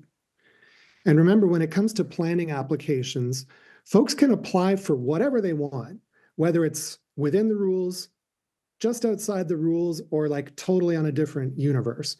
That's up to applicants, and that sets in motion a process through which we review those applications and advise council. And at the end of the day, it's really a judgment call when folks are asking for applicants. Do you say, well, they're pretty close. We think, there aren't major impacts. We can live with that difference. We're going to approve the amendments. We think it's in the public interest to approve it. That might be, those might be the reasons why you approve an amendment. Or you might say, this goes too far. It has these effects. And that might be a reason why you reject an application for amendments. And because it's a judgment call and we all bring different judgments to these issues, and I'm talking planning issues in general, as Mayor Dolan was saying, all these planning meetings we have are exactly about this judgment call. We have, in the case of Ontario, the Ontario Land Tribunal as the forum where disputes about that judgment call get settled. And so, just like a legal courtroom, each side presents their best case and a decision is made. As Andrea Lee was saying, and I think this is actually of critical importance for council to understand, we do not present our recommendations guessing what council is going to think of them. Professional opinion in the context of an application like this is specifically meant to be independent and founded in the professional judgment of the person who's written the report. So in this case, Mr. Correa signed off by Ms. Lee. And that's why they can't just change their mind if the circumstances change. They're professionally obligated to say this is their judgment. And when you go to an OLT hearing, that professional judgment can be questioned and challenged. So council absolutely can disagree with staff recommendations. You absolutely can do that. If this application or any other application were appealed, if it were appealed, we don't know that that's going to happen yet, which is kind of what Mr. Parkin just spoke to, is we'll see what happens if a certain decision is made. It could incur costs. So from my perspective, at some level, that's just a cost of doing business. So just like hiring planners to give you this advice in the first place is a cost of doing business, defending your decisions is also a cost of doing business. But, to Mayor Dolan's point and to Mr. Parkin's point, there might be options about, how much you choose to spend or not, and that decision could be made at a later date. But I just want council to be clear, the advice we give is not anticipating or guessing what council will think. It's independent. You have the choice to accept that advice or not. And, simply considering amendments is something we do all the time. At the end of the day, whether to say yes or no is a judgment call council needs to make together. Thank you so much, Mr. Gershow. And the only other thing I wanted to say tonight to the first gentleman who spoke was in our other item that we dealt with tonight, D1, the capital projects. It talks about updating the CPPS for the lake, but also for Alcona settlement area, because it was done in 2017. So it is time to have another look at it. And his comment about notice and mailing out notice, which we do under the Planning Act, 120 meters, it gets mailed out. We don't do it with the CPS. So that's something we can look at when we make those changes to the CPS going forward. Okay, I'm not seeing any more hands. I think we did have a call for recorded vote, though, if Deputy Clerk.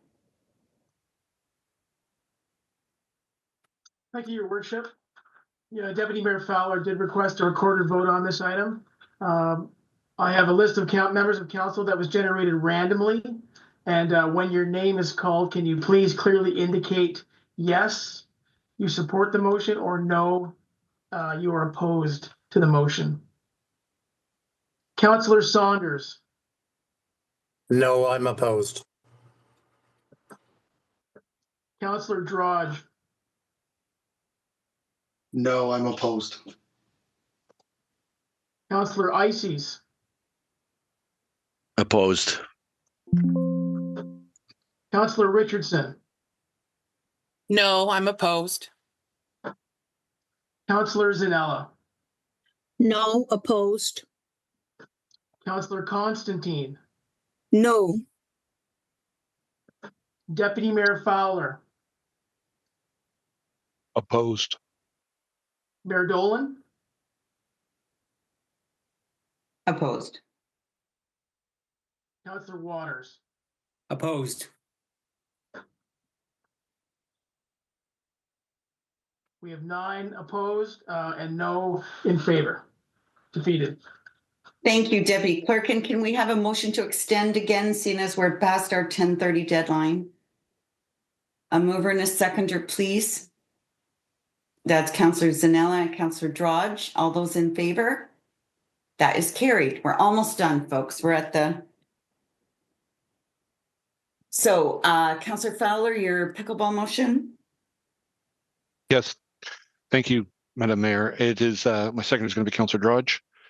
I'm looking to change the motion, just a friendly amendment to remove the limit on Jans Boulevard. So I'd like to add now therefore be it hereby resolved that staff be directed to return to council with a report regarding the potential of repurposing the tennis courts on Jans Boulevard or an alternate location which may be more suitable. So it gives them the option of expanding the investigation beyond just that one park. And if they come back with something that's more viable, that's more cost effective, that's more applicable for parking, for facilities, it gives the town the freedom to widen the search. Questions or comments on the motion? Seeing none, all those in favor of the motion? Any opposed? That is carried. And then we'll go to the rise recommendation, please, a mover and a seconder. Councillor Constantine and Councillor Ices, all those in favor? That's carried. And now we have consideration to adopt the recommendations that we just made. Councillor Richardson, Councillor Saunders, all those in favor? That is carried.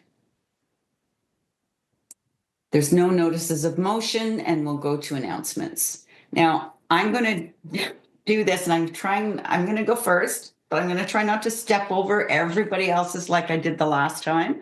So if you could just bear with me for 1 second.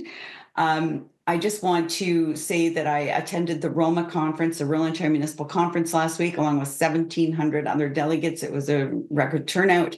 The usual suspects, the Premier, Merritt Stiles, and Bonnie Crombie were all there, along with many, many other people.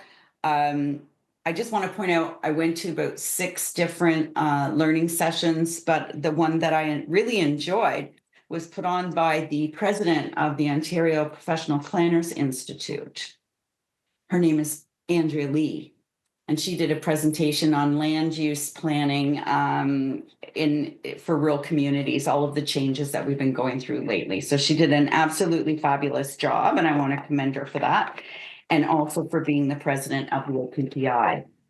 I went on one for Airbnbs, which I won't go into a long time, and also the Healthy Democracy piece, which was a full house packed. And so really happy to be part of that pilot project. And then finally, there was a presentation, a pre-budget consultation session with AMO's understanding that we thought there might be an election coming. So AMO's position on the election. So they've come up with some of the these cards, vote like your quality of life depends on it.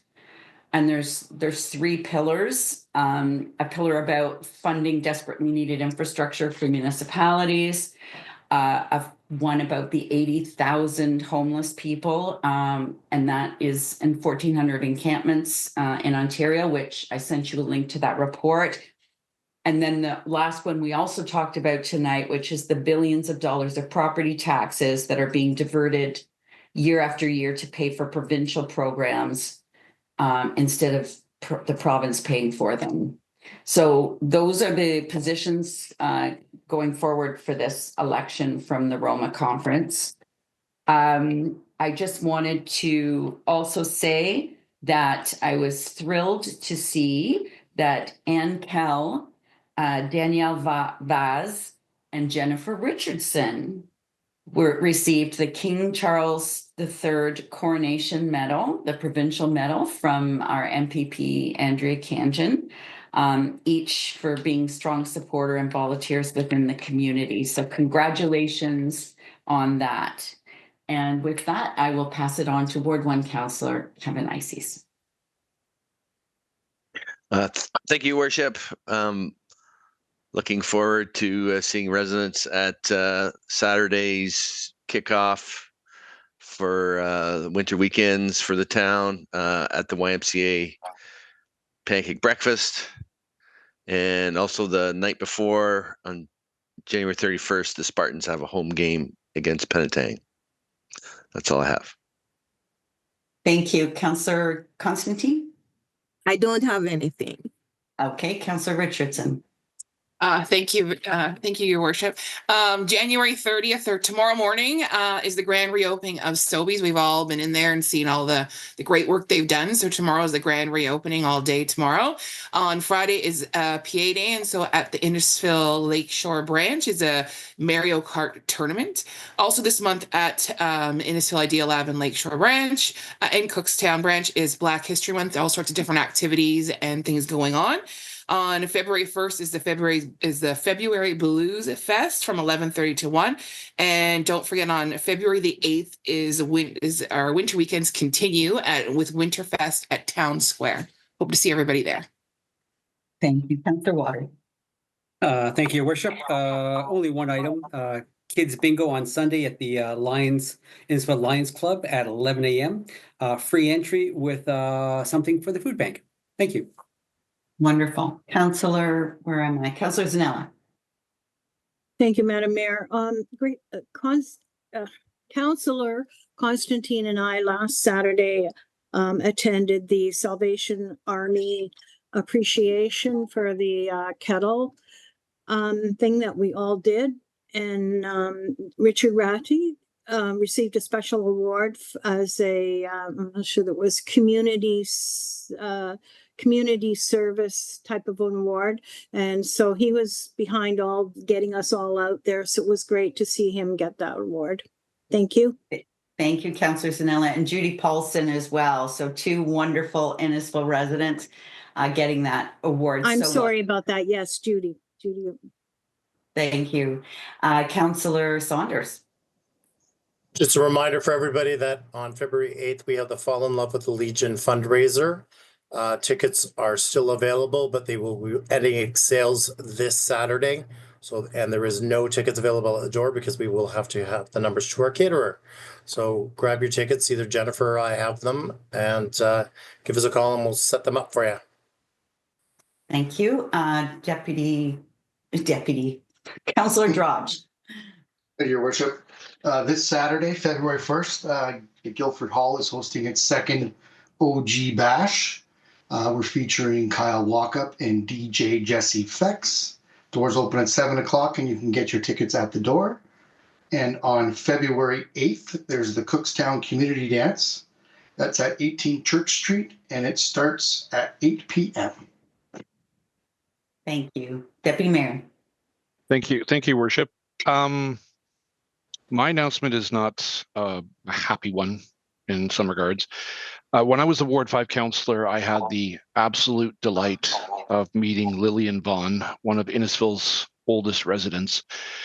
She was 105 when she passed away 2 days ago. She was incredibly engaged with the church. Her family was well known in the Innisfil Community Church, and every year I used to bring her flowers for her birthday. And this year I'm saddened to say that I will not have that privilege. So she will be dearly, dearly missed. And 105 is a very good age. So I wish the best for the family. My condolences to the family, and I will be there for the viewing on this Sunday. Thank you. Thank you, Deputy Mayor. Yeah, I first met Lillian Christmas Eve back about, I want to say 10, 15 years ago. We used to serve punch at the Christmas Eve at the Innisfil Community Church, and she will be missed, and I'll be at her service on Monday. Other than that, I think everything was covered. One of my all-time favorite events of the year. There were 96 entries this year, and they're just incredible, talented people, and was very thrilled to be there and help present them and congratulate them. And that's it for me. And we'll ask for then adjournment and confirming bylaw at 10:43 p.m. Moved by Councillor Drodge and seconded by Councillor Richardson. All those in favor? That is carried. Thank you, everyone. Lots of great work done tonight. Lots of good, healthy discussion. And we'll see you all shortly at, I guess, Saturday morning, serving pancakes. Good night. Thanks to staff. Good night.